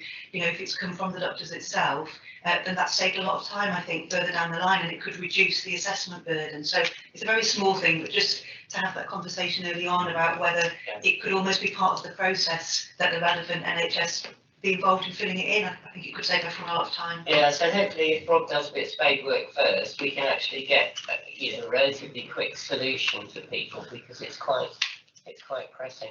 Okay, so everyone's content with that. Can we just have a show of hands, make sure everyone's happy? Okay, thank you very much indeed, Francis. So you here for the next one as well, or? Yeah, I can be, if that's okay. Yeah, that's fine. So the next item 8, oh, it's Steve actually, isn't it? I think Steve doing this one. Steve still here? Steve, you still there? I am. Well done. You haven't gone to sleep. Well done. Right. Okay. So number 8, environmental enforcement. Very briefly, what my idea is to actually empower the environmental enforcement team to actually fine people for fly tipping, for littering, for dog fouling, to actually broaden their remit. Because obviously there's a resource issue. I mean, I think we've got 1.5 dog wardens for the whole of Shropshire, but actually we've got environmental enforcement people all over Shropshire. So it seems a no-brainer to me, and actually it's what a lot of other councils have done. When you start to look at performance of what we do and what other councils do, it's quite a common thing to actually empower them to do other things. So what I wanted to do was actually, if everyone's in agreement, to actually ask Cabinet tomorrow, or yeah, it is tomorrow, if they can actually bring a report forward and see, what we can do to move this along. Is there anything you want to say, Steve, or? I think on that, Chair, there are some issues to work through. So there are staff, and the staff employed in the environmental services are predominantly there to service the contracts and to make sure that all the sort of legal requirements and data that goes back to DEFRA are completed and undertaken. Other councils have used a wider family of staff to do enforcement. So there would need to be considerations of sort of training and legalities, and also any sort of loss of opportunity of taking them away from or redirecting them away from frontline roles. So in principle, yes, but it would need to be sort of carefully worked through and assessed, and resources and cost. And with enforcement as well, especially fixed penalty notices, it is a sort of a civil criminal issue. So the back office and the resources for that needs to be thought through, and especially with fly tipping as well, which verges on the borders of organised crime as well. So there is a lot of work to go through on that, and consideration and resource impact. Yeah, okay, but I think the benefits, I mean, sorry to mention Shrewsbury again, but I mean, I went for walks in the quarry quite a bit during lockdown, And some of the behaviour there, and the cans and the fly tipping, and and I just think it's such a beautiful place, and it was so, everyone loved going there for a walk during lockdown, and some of the antisocial behaviour was terrible, and of course the people who were there were basically powerless to stop them doing that. So, but anyway, that's just one example. But okay, thank you, Steve. Has anybody got anything else? Rob, Julia, Roger? I'm going to create a theme here. I suppose based on the answer, Steve, I got the underlying answer was yes, but there's a lot of considerations. Just if we're going to ask Cabinet to bring forward a report, are we going to ask them to do it within a certain timescale? Just I'm conscious how long you estimate something like that would take to bring forward as a report, based on the current staffing issues and the other bits, which I understand. But it'd be nice to have something in the diary that if it doesn't come forward, just Cabinet will say it hasn't because of this, or it has, here's the report. So you want a time? Yeah. Within how many months are you saying? 6 months, 3 months? Well, I wasn't sure whether to, that's why I was asking Steve what's reasonable. Is a 3 month thing reasonable, or yeah. What do you think, Steve? I think, Chair, you would have to have a fair time scale. Current work that's on, staff availability, managing business continuity as well, and staff doing other duties. And also with an issue like this, it's not just an environmental services issue. This is a council-wide issue, so it would require colleagues from legal, colleagues from public protection, what the requirements are, looking at the resources and the budget and what's practical. So you would need to put a lot of time and thought into this, because it would have a significant impact. And you also need to consider that what that sort of time, cost and resource, what it would actually sort of derive or deliver or not. So it would take some time to pull all of this together, because of the liaison between services such as public protection and legal. Okay, thank you, Steve. So Daniel, you were going to say something at the back there. Yeah, I think Francis has a question. Actually, Chair, you can't. Sorry, I couldn't see. Yeah, okay. Sorry, Francis. Carry on. Thank you. I just wanted to be clear, from my perspective, I have responsibility for managing the actual civil enforcement officers who undertake the parking restriction controls. Is that who you're thinking about in terms of who would have these extended powers, or are you talking about people in Steve Brown's current environmental maintenance team? Okay, so bit of feedback there. I think we need to look at the whole thing, actually, Francis. I mean, a quick fix would be for the basically the traffic wardens to be empowered straight away, and a certain proportion of Steve's team that in the usual in their usual work patterns would come across this kind of behaviour that actually probably needs a fine. But again, I just think there's more we can do. So perhaps you and Steve ought to think about it and see what we can actually, with the portfolio holders, and see what we can actually come up with. But I think there's a way to actually keep our streets and roads cleaner and tidier using the resources we've got by enabling them to do more than one task. I don't know whether it's the forum is the right one for sort of discussing it further in terms of the detail, etc. But I think it's important for colleagues to appreciate that there's a real significant difference between what a civil enforcement officer does, as in civil penalties, and what the regime that deals with littering, fly tipping, dog fouling. These are all criminal matters. Fixed penalty notices are a very different beast to a civil a penalty charge notice. I just urge caution in the reality and what can be expected. If you take the parking enforcement officers, civil enforcement officers away from parking enforcement jobs, then the impact is not going to be small. And I do have concerns about that particular route. I'm not saying that council shouldn't be looking at ways to deal with littering and so on, but I do have concerns about thinking you can enable officers when the regimes are so very, very different.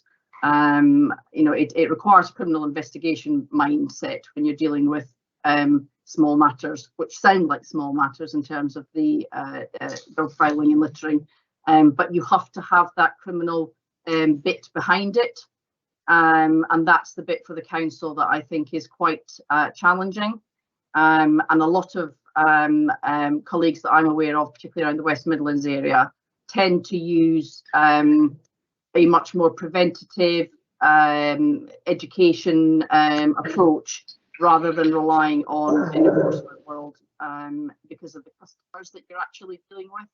But as I say, that's perhaps a wider discussion, but really I want people to leave the room thinking that that was an easy or an automatic solution.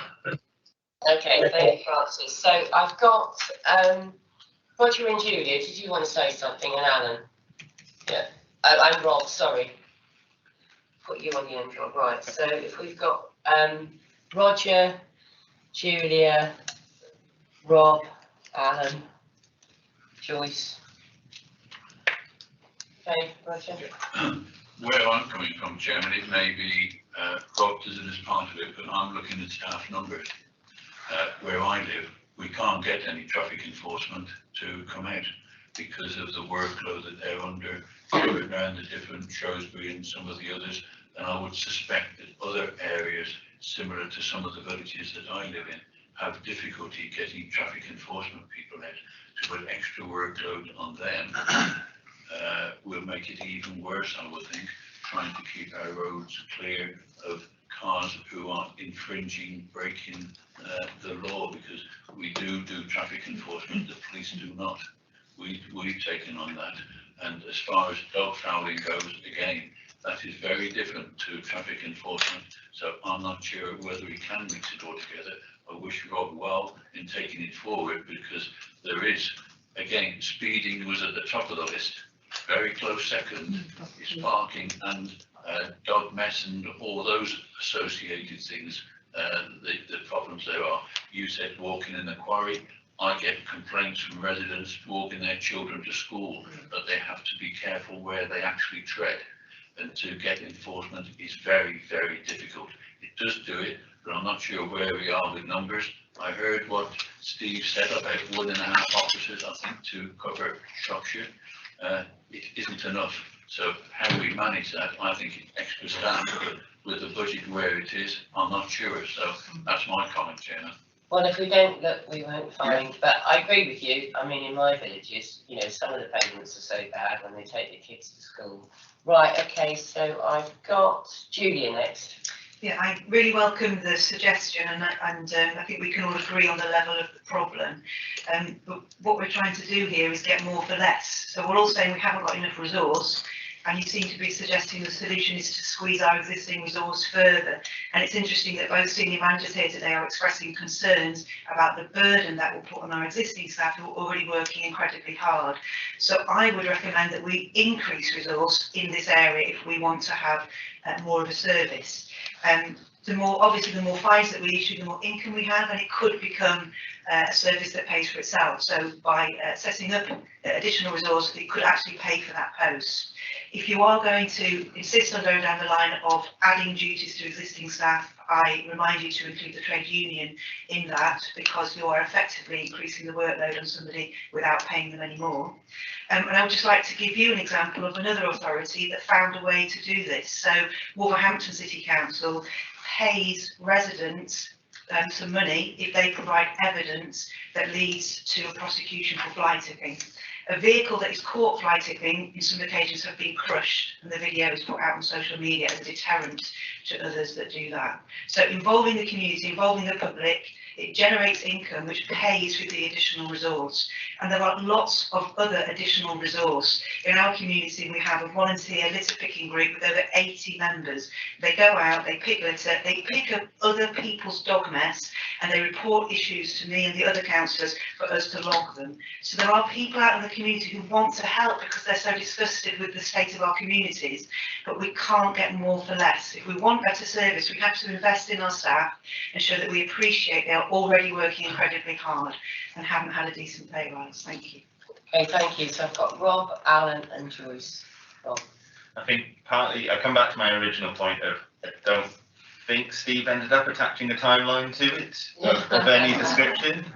So I'm only asking, and Steve, it is just the thing of I appreciate the stress on the system, but I was sort of going to say, if it was, let's say it was slightly longer, taking the concerns that yourself and Francis are raising of it's a bigger piece of work, what even if we set a suggested, recommended a timeline of say 6 months to give time for it to be included in next year's budget if needed, and sort of working with the other departments. I'm going to very nicely look at our Executive Director of Resources and say I'm sure they'd be willing to work across the departments to make sure it happens, but that seems to me a reasonable thing. Of if it did come in 6 months, we could consider it for the budget for the next financial year. It could go in and potentially get up and running.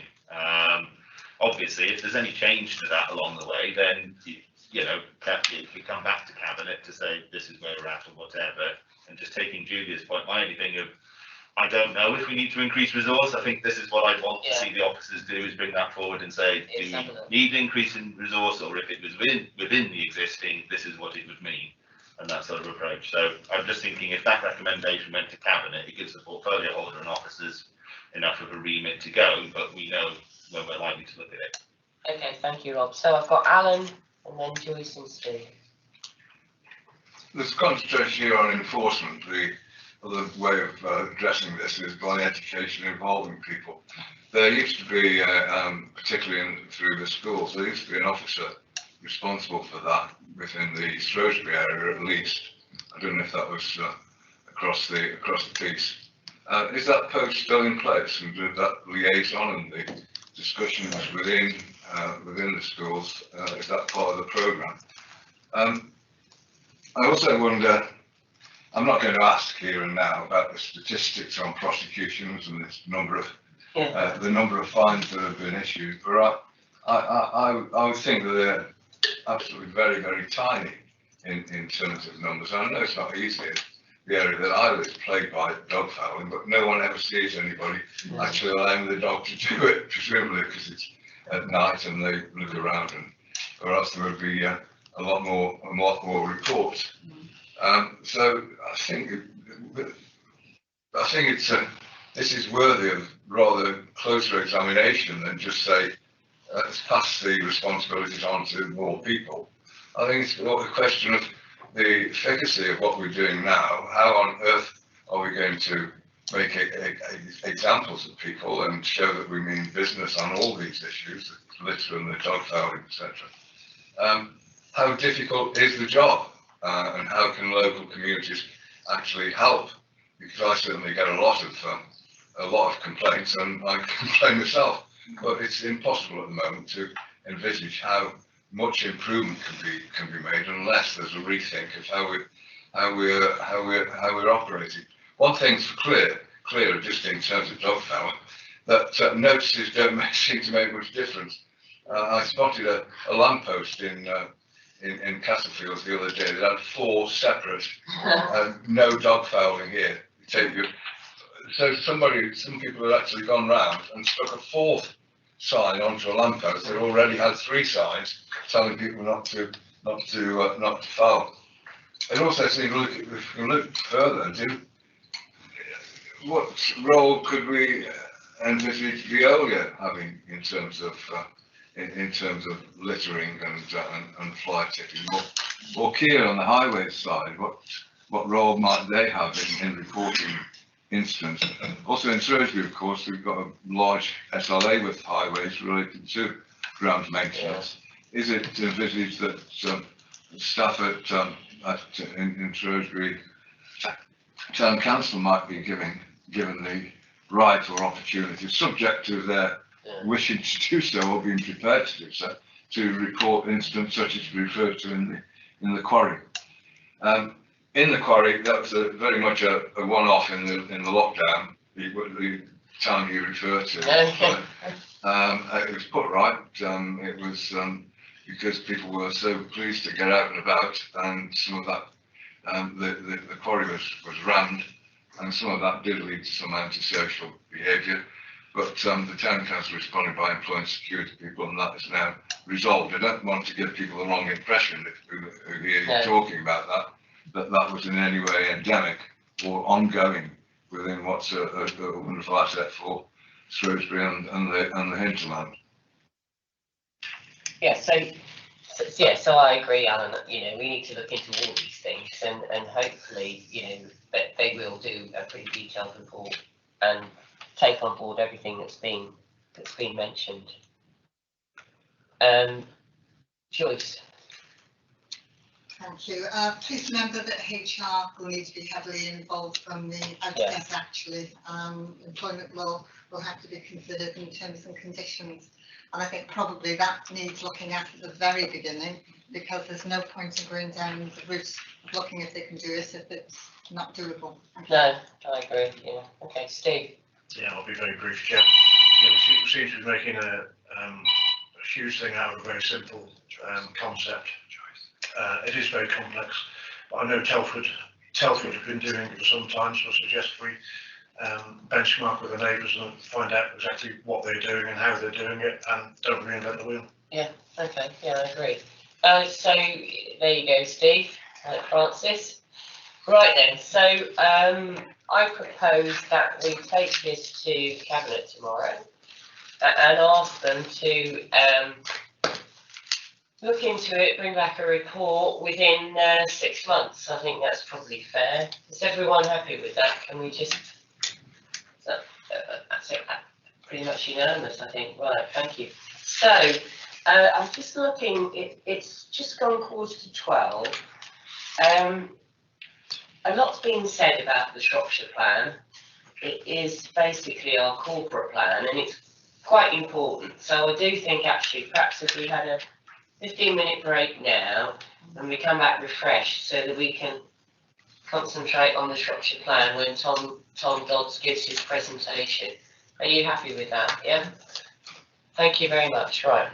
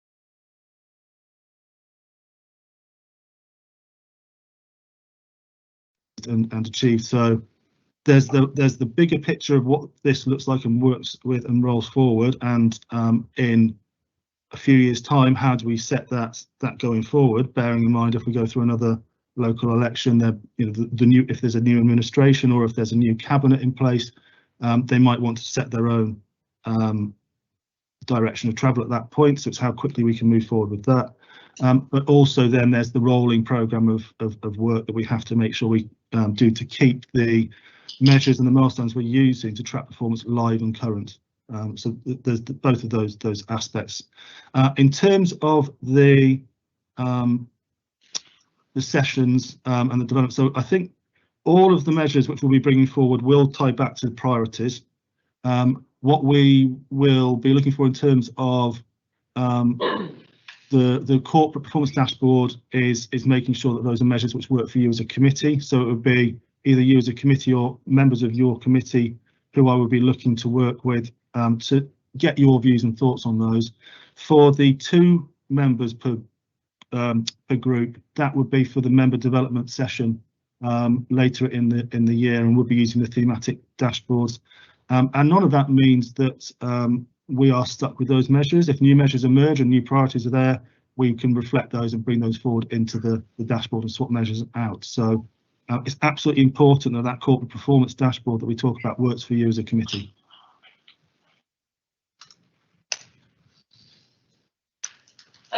Who's the portfolio holder for the corporate plan? I think there's a role for the leader with the corporate plan because it's the full direction. I know that I and James have been working with Gwilym Butler as the portfolio holder for resources as well in this. So and then on performance management, that is with Rob, so it's separate as well to that. Okay, so I think Julian, I mean, it's not usual to allow members to, but I'm quite happy because of the importance of this to let you ask your question. Thanks very much for that, Claire.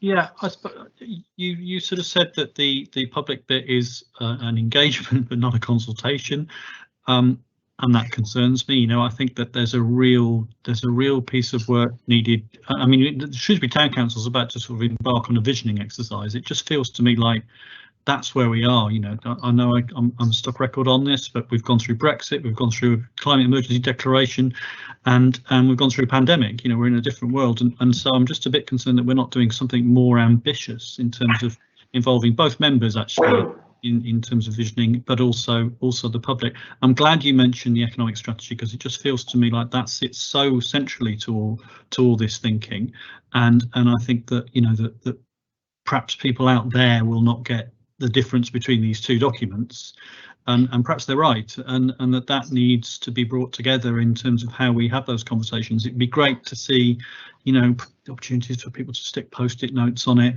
in the centre, in the Darwin Centre, in the Darwin Shopping Centre, and various other places like that. You know, just like to see some more of that. But I did just want to say, it actually, there's a lot in it I really like, and I think the presentation style and the way it's put together is a huge step forward from the old one. So just want to congratulate on that, and thanks, Claire, for the opportunity to speak. No problem, Julian. And I think, you know, again, COVID probably has, you know, played a part in stopping a lot of proper public consultation, and I think that's probably something that the members involved will raise, and hopefully in the future, in the very near future, we'll be back to normal and we can sort of engage more fully with the public. But, you know, we are where we are. Right, who else wants to ask some questions? Could I just make a point on that? Yeah, sorry, James, yeah. Just to address the point made there directly, that there's always a bit of a chicken and egg with these sorts of things. So we've created a brand new infrastructure plan, and we need to get that to a point where we're comfortable with it. So if we spend lots and lots of time up front internal to the council and create the document that we think we're happy with, they go out to consultation, there's then the concern, actually, is it consultation or is it just like, this is the finished article and we're just just putting it out there. The alternative is that we go through a process of engagement before it's finalised, and that then allows a consideration of that. But of course, at that point, it's not a finished plan. So, so the way we're looking at it is by kind of, we did have to delay things because of the by-election and COVID, etc., towards the end of last year. So the idea was to go out to a public kind of engagement for a short period of time. That would allow us, if the will is there, to take it to council. Now, even when we take it to council, if we took it to council in February, that's still not necessarily saying this is the final document. It could be this is the document that the council is happy with to now go out for a full consultation exercise or whatever. So there's a bit of an issue in relation to, you know, if we keep taking this, if it takes too long over this process, we'll never actually have a structural plan in place that we can work to. And there's lots and lots and lots of things within the organisation that need to work on that plan. So the sooner we get that plan agreed, the quicker we can align everything in the economic strategy and the workforce strategy, the digital strategy, and all of those elements will flow from that.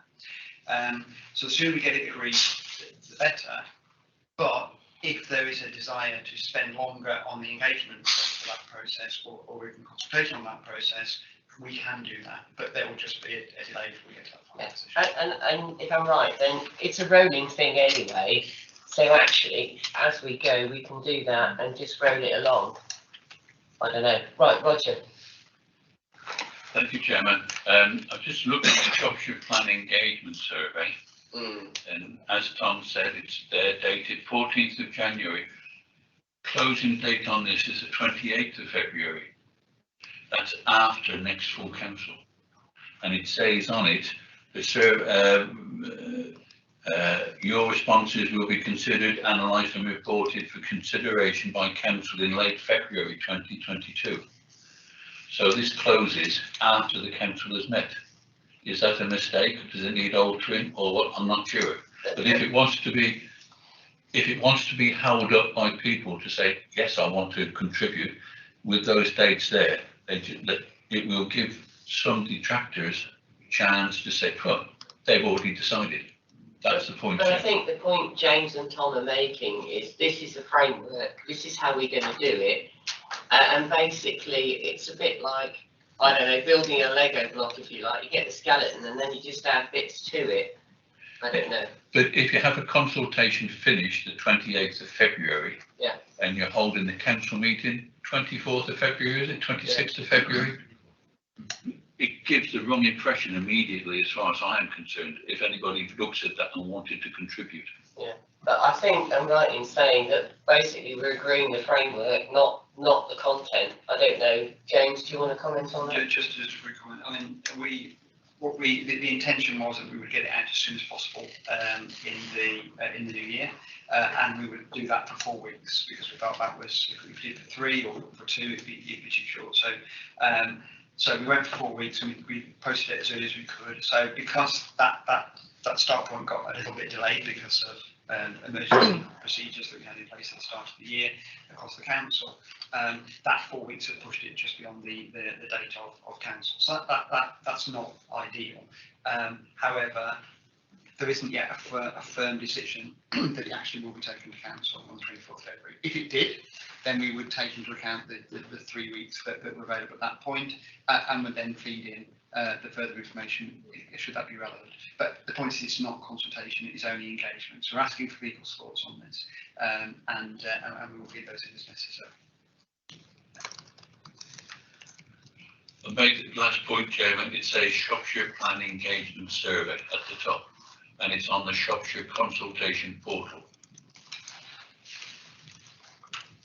Yeah, absolutely. So it's on the consultation portal so that it reaches as many people as possible, and it's called engagement survey because it's not consultation. Okay, right. So have you got anything else you'd like to add, Tom?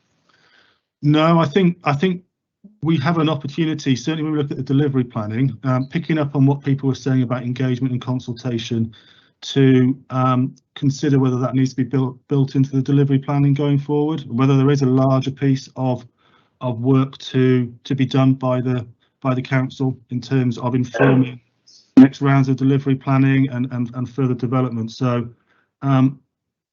any feedback like that which members have got will be received and will be taken into account, but will also help inform delivery planning, so how we're going to be doing things going forward. So please, please give your feedback. Okay, thank you. David wants to say something.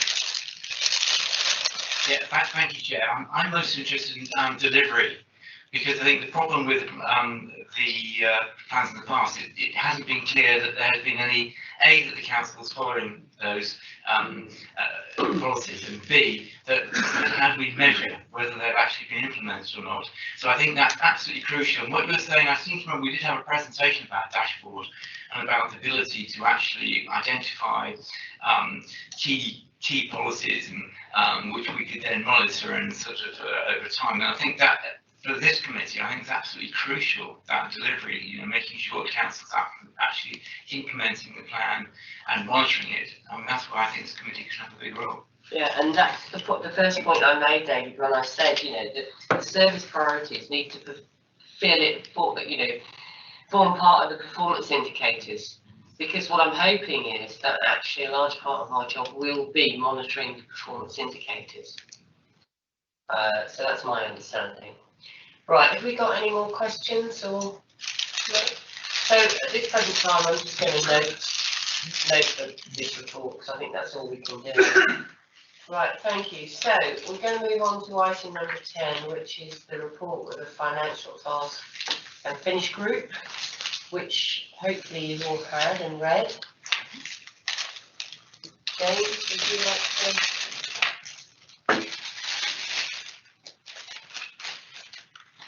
to say a few words? Yeah. Thanks, Alan. Bye. In terms of the report, this is the task and finish group report. The task and finish group met over a couple of periods over the autumn and covered a number of areas within that.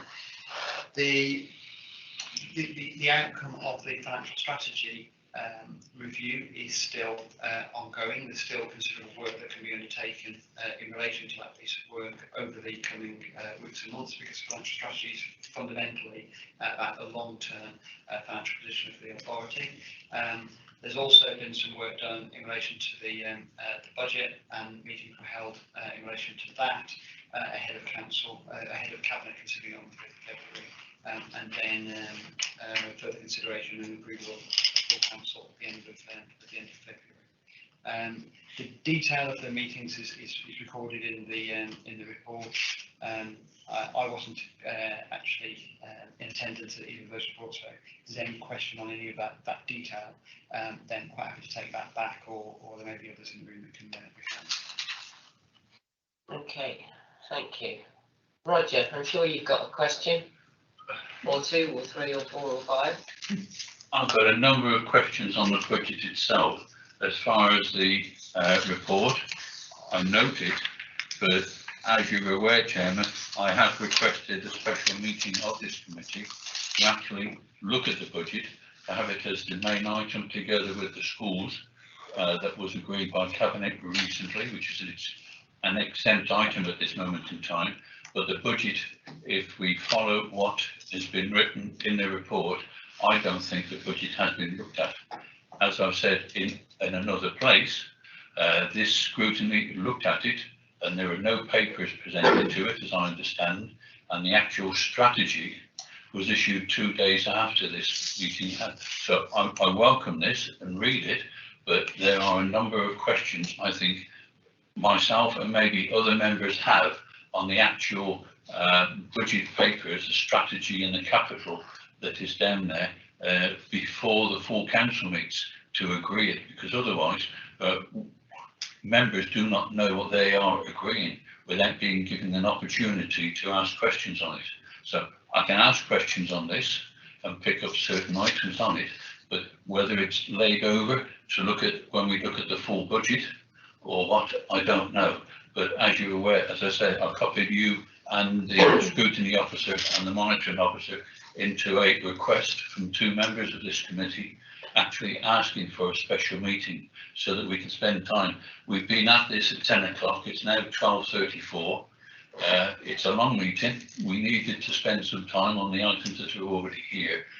if we do what I want to do, it's going to take some more time, and I'm not sure that members would want to today, and I'm not sure if members have actually got the budget papers, the strategy with them, together with the capital that's there at the same time. Came out, and I'm not sure whether other members of the council know that we're talking beyond this task and finish group at the budget, because all members should be able to come and table questions to do it. And I know this report came out in the last few days, and I sympathise with the pressures that the school director has on the workload, but we do need time to look at things to consider. And unfortunately, I didn't make the last meeting. You are the only person here who was present, I think, at this last meeting that was held of the task and finish group. And I think this committee needs to look at it and scrutinise with the chairman of the appropriate scrutiny committees, look at areas within there, because some of the proposals to reduce funding and the efficiencies, and also the capital and the capital programme, could affect the area that they cover, and we need to cover those before council sits to discuss and agree formally the budget. Okay, so two parts to that question really, Roger. So the first bit is really that the government settlement was received quite late. We were expecting a 3-year settlement, we just got a 1-year settlement. In fairness to the financial officers, they worked really hard to bring the budget report to the financial task and finish group. We did spend a long time going over it. I appreciate we've all had a long day today, and my suggestion would be, especially with Omicron and all the rest of it, that actually we had a Teams meeting, so that we can just do it from home as opposed to drag us all in here. I mean, the other scrutiny committees haven't met, that Southern Planning hasn't met. We had to meet because we have to look at this particular report to send to Cabinet tomorrow. To say I'm quite happy for us to have providing James is, for us to have a remote meeting on the budget for the committee. And I'd be quite happy for other members to, as is the case, to come along and listen in. Roger. I would wish to have an in-person meeting, because I would want the portfolio holder, cabinet member of certain areas here. They could come in via the Teams and everything like this, but there may well be questions from members of the public would want to come in. And if we want to make a decision, it's got to be an in-person one to make a recommendation or anything like this. I appreciate that, Roger, but part of two things really, right? So the first thing is, after the cabinet meeting, when two of the things you're talking about were discussed, you could have actually called it in, and then it would have had to have come here, but you didn't call it in. And the second thing is that we can have a Teams meeting and the portfolio holders can come in, but I'm just trying not to put it at risk. Oh, and sorry, and the other bit was, I thought your main issue was with an exempt report. And so actually by having a meeting where you can actually discuss these, a remote meeting where you can actually discuss these exempt items, you'd be happier with that. Is that right? No, Chairman. As per the Constitution, if two members of a scrutiny committee ask for a meeting, that satisfies the constitutional reasons to do it. I'm asking for it. If this report had been called in, the scrutiny which would look at it would be this one anyway, and it would need another meeting for it. And also, you are only allowed to look at the specific items that you have mentioned in the call-in. You cannot look at outside any item which is not mentioned in the call-in.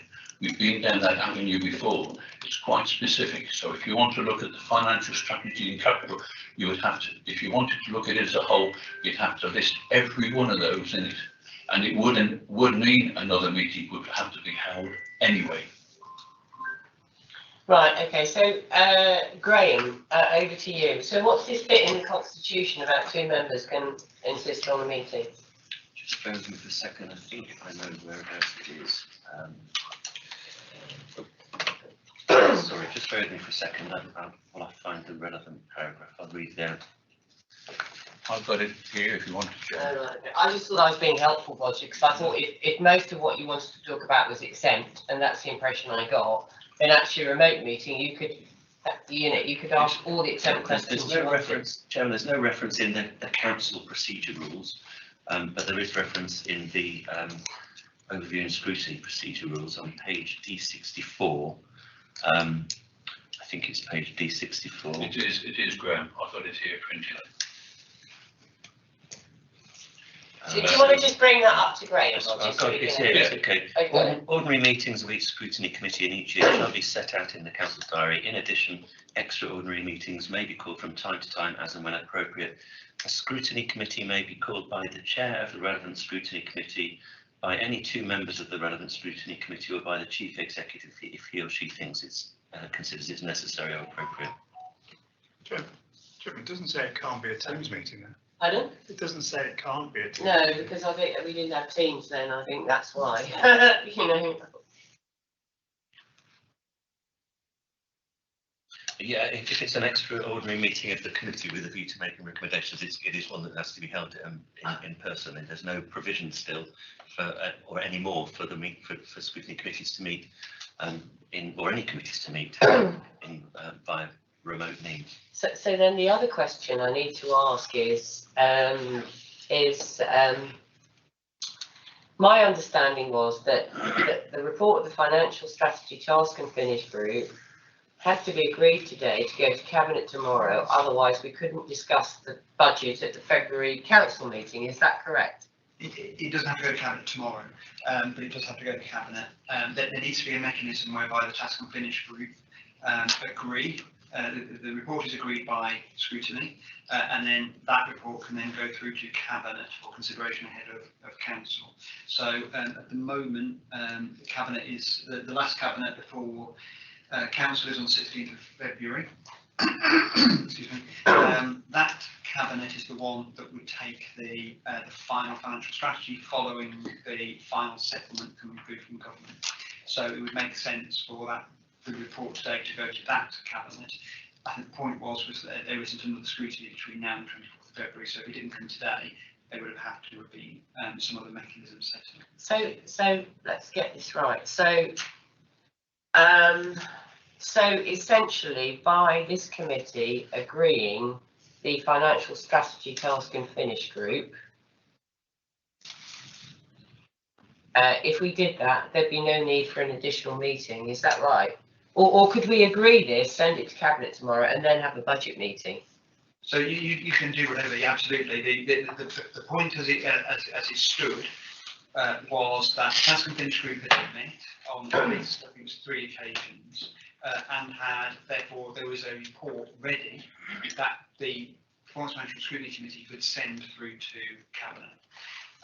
So having now seen that report, and if it's agreed at the end of today, that can then go on to Cabinet if scrutiny wish to do that.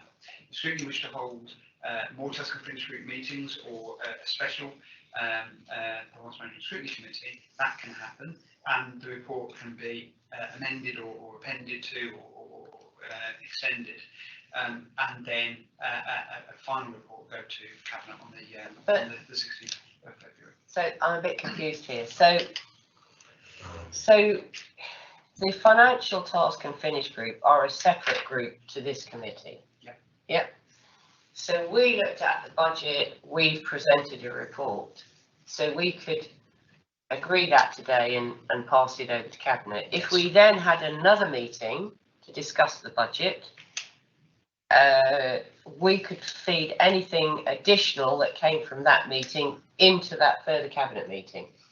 It would need, I don't need to check with Graham, but my understanding is that it's Performance Management Scrutiny Committee that feeds into Cabinet and not task and finish groups. Right, So, okay. So if you had another task and finish group, you'd have to have another scrutiny and another report, or like I say, amend the divisional report. So we can still, okay. So you can have a task and finish group. You can have that task and finish group and hold that completely remotely, and you could and invite the portfolio holders along to that. And anything you wanted, you could do that all remotely. When that then gets written into a report, which Performance Management Scrutiny would then decide on to take to Cabinet, that would need to be held in person. Right. Okay. So the problem is we can hold a remote meeting, but we don't have a mechanism for getting that remote meeting. No. So say for instance, we had a remote meeting next week, went through the whole of the budget, right? Then we could convene a performance management special meeting and just be here half an hour, so we've all got our bottom on a seat. Yeah, that's, because I'm just thinking about the risks of, dragging everybody in and out. It would just need to be core, that's what it would need to be. Yeah. Chairman, every parish council is having to meet this month, a full parish council, a full town council, to decide their budgets. This Performance Scrutiny Committee, I think, deserves to actually look at this budget in person to make a decision on it. There's no quick way of doing it. I understand about officers, and we've had financial announcements previously in December, but there's been a budget out there. Budget consultation is still out to residents for them to comment on it, and we may want to see what their comments are to whatever date it is held. But this Performance Scrutiny Committee needs to meet. Let's meet and let's do it. So I'm just trying to, see how we can do that. I mean, I have to come back at you about the parish councils, Roger. A lot of my parish councils just met to agree the precept. They've had a one-item agenda. But anyway, can we meet next week? Is there a possibility that we can meet for the budget next week? If I can, Chairman, the members of the Task and Finish group, there's two members of that Task and Finish group here. So it's the Performance Scrutiny, I would have thought, which needed to look at it. We are so far down. Oh yeah, no, that's what I'm saying, Roger. Can the Performance Scrutiny committee meet next week? That's what I'm asking the officers. Is there room available here at the Shire Hall for us to actually do it? Just need a few minutes to look at that. Yeah, we need to come back and see. And then will we have the live stream meeting? I mean, I think, given that there were these questions about exempt items, could we then have an exempt session at the end of the meeting? I don't know, Graham, could we have an exempt? We could have an exempt bit in there. If I can, Chairman, the exempt session on schools is exempt at present. Now, schools forum are due to meet, I think, tomorrow week. And how that is going to be discussed at that schools forum, I do not know, because schools are already being asked their comments and negotiations are in progress with some schools about what is in the exempt report. I can't go further than this because we're in a session. That's a difficult so I'm not sure when the information on it can be discussed in open session. Yeah, but I mean, essentially, you're saying two different things here, I think. Essentially, the most important thing is, and you're allowed under the Constitution to call a special, an extraordinary Performance Scrutiny Management Committee meeting, which is fine, so we can have that next week. But now what you're saying is you want to wait till some exempt report isn't exempt. No, I'm not, Chairman. Okay, we can hold it all at the same time. I don't want 2 extra meetings. No, that's ridiculous. So, I mean, I'm like I say, I'm trying to keep everyone safe. So, what have we got at the back there, Amanda? And have we got anything next week?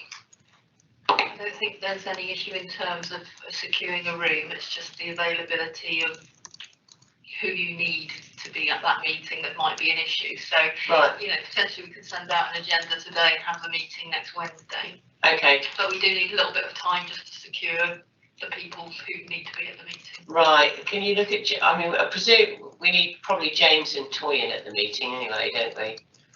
I don't know who. I would suggest the Gwilym. Yeah.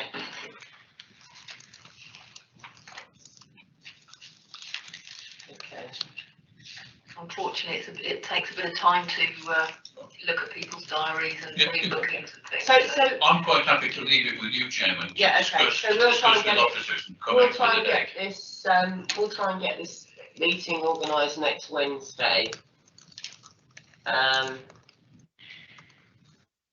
Yeah. So you're happy with that. So what do you want? So in a sense that we'll agree. Well, I think we ought to agree the report of the financial task and finish group, and then we'll have the budget meeting next week. Unless you want to wait to. The task and finish group did some work, spent 2 hours on it, as I understand. So it needs to feed in and their comments. We can agree it and whatever, but to do it, but we may need to pick up points in it at the next meeting. So we can just note it today and transfer it. Yeah, but I think that what you're trying to say, what you're trying to do is you're calling for an extraordinary meeting to discuss the budget. To discuss the budget and also the school's proposal that was resolved by Cabinet. Right. Which is currently exempt. Agreed. Yeah, okay. And we'll still be exempt next Wednesday. But, you know, it is what it is, okay. So Amanda and Daniel, James and Graham, if we provisionally go for next Wednesday. My apologies, Chair. Yeah, okay. And if next Wednesday is not possible, Chair, we'll do it as soon as possible after that. But Thursday. Yeah. We'll have a look. Yeah, okay, fantastic. Okay, thank you. So I propose that we accept the report of the financial task and finish group. Have I got a seconder? Okay, right, all those in favour? Okay, thank you. Right, so, and you're not going to be with us next week then, Les? Not Wednesday. No, okay. So the work programme, you content to leave the work programme, Roger, or? Yeah. I think we've got a fairly full programme anyway. David? Just as some items on the work programme we're in the work programme for December, so it was monitoring, I remember it's monitoring contracts and being able to make bids. There were 2 areas that members, I think, probably me actually had concerns about, which seemed to have disappeared from the work programme. There were notes on the bottom of the work programme in December, and they're not there now. I just wonder where we are with those. I don't know. Daniel? Yeah, it was put on as a suggestion, but obviously nobody sort of came back to endorse that, so I sort of took it off for this meeting. So if that is something that the committee want to look at, it was just put as a suggestion rather than something that we agreed to look at. And you might remember at the previous meeting, we didn't actually endorse the work programme. No, okay, all right. And so what are you saying, David? Do you want to look at what? There's 2 issues really. One is to do, it comes out of my concern about the care contract. And it seems to me one of the issues with that and with the previous contracts is what I see is the difficulties that councils had in monitoring that. And therefore I wanted to look at to look at the way we monitor contracts, because there are examples in authority, for example, the Viola contract I think was probably well managed. So why have we done so bad in the path of care and much better than Viola? Is there something that we could do to improve our management of contracts? And secondly, it was I'm trying to remember the second point was I forgot what the second point was now. This one to remind me. So, I mean, I think the contract monitoring actually would feed into the performance indicators. Tom, are you still there? Yeah, I think he's coming back. No, this is leaving. Oh, he's leaving. Mention his name. So, Timing is everything. he's trying to come back, I think. Tom, you there? Hi, yeah, I'm back. Yeah, well done. So, we're just looking at the work programme, and Councillor Basma has mentioned contract monitoring. Is that something we could do through performance indicators? We need to look at the contract to see what measures they've got in there, but yes, there's no reason why some of the performance measures which are there couldn't be looked at. I'm not sure where we'd be in terms of including it in our own performance measures, in terms of what we'd want to focus on, but certainly I think you could be asking for, we could look at trying to get a report on performance measures from the specific contracts. Back to you. Okay, Daniel. I think this, as a topic, perhaps needs a little bit more specification. Yeah. The key contract arrangements are the topic of annual scrutiny by the Place Overview Committee, and there's nothing that's been said here today that would suggest that anything novel or different from that. Similarly, our commissioning arrangements around social care are already on the work programme for both the Health and Adult Social Care Committee and for the People Overview Committee. So they're already being covered as well. So if you want to look at this as a more broad topic, then I think you need to sort of look at something that isn't already being considered by another committee.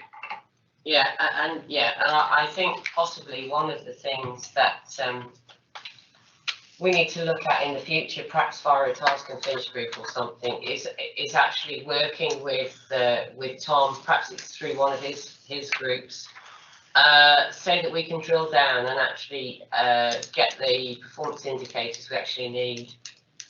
I think that's probably the best way forward, David. Daniel. Chair, there's some another items I need to bring to your attention, and that's that the Marches led have asked to attend this committee meeting in March as well to provide an annual update on their work. Okay, thank you. Right then, you can take with that, David. Yeah, that's fine. Just the second thing which I've just remembered. It was to do with bids. It was to do with the ability of the council to bid for government funding, because we had an issue to do with the Mini Holland bid, which in actual fact, in Shrewsbury, which the town council in actual fact largely progressed. And I was concerned about the ability of the council to bid for all government funding streams, given that so much funding now comes through competitions, bidding. Right, so I don't quite know how you encompass that, Daniel. What? I think what I'm going to suggest to do, Chair, because there are some other additional items on here which I need to add, particularly, obviously we will need to agree terms of reference for your new 20 mile an hour, sorry, your road safety task and finish group. We'll also need a final report back from your climate and ecology task and finish group as well, which is meeting next week. So what I might suggest to do is I circulate a draft work programme for the committee and ask you to add or amend any items that you see fit, but also crucially to add in there what information and what scope it is you want for these items as well. That will assist hugely in briefing officers so they've got some understanding of what it is you want from them. Yeah, okay, thank you, Daniel. Yeah, and I think, there is a lot of money out there, but, I don't know how many officers we've got just looking at grants all the time, and clearly it's a resource issue, so. Okay, right, thank you very much. So that's it. So hopefully I'll see you next Wednesday. Thank you very much.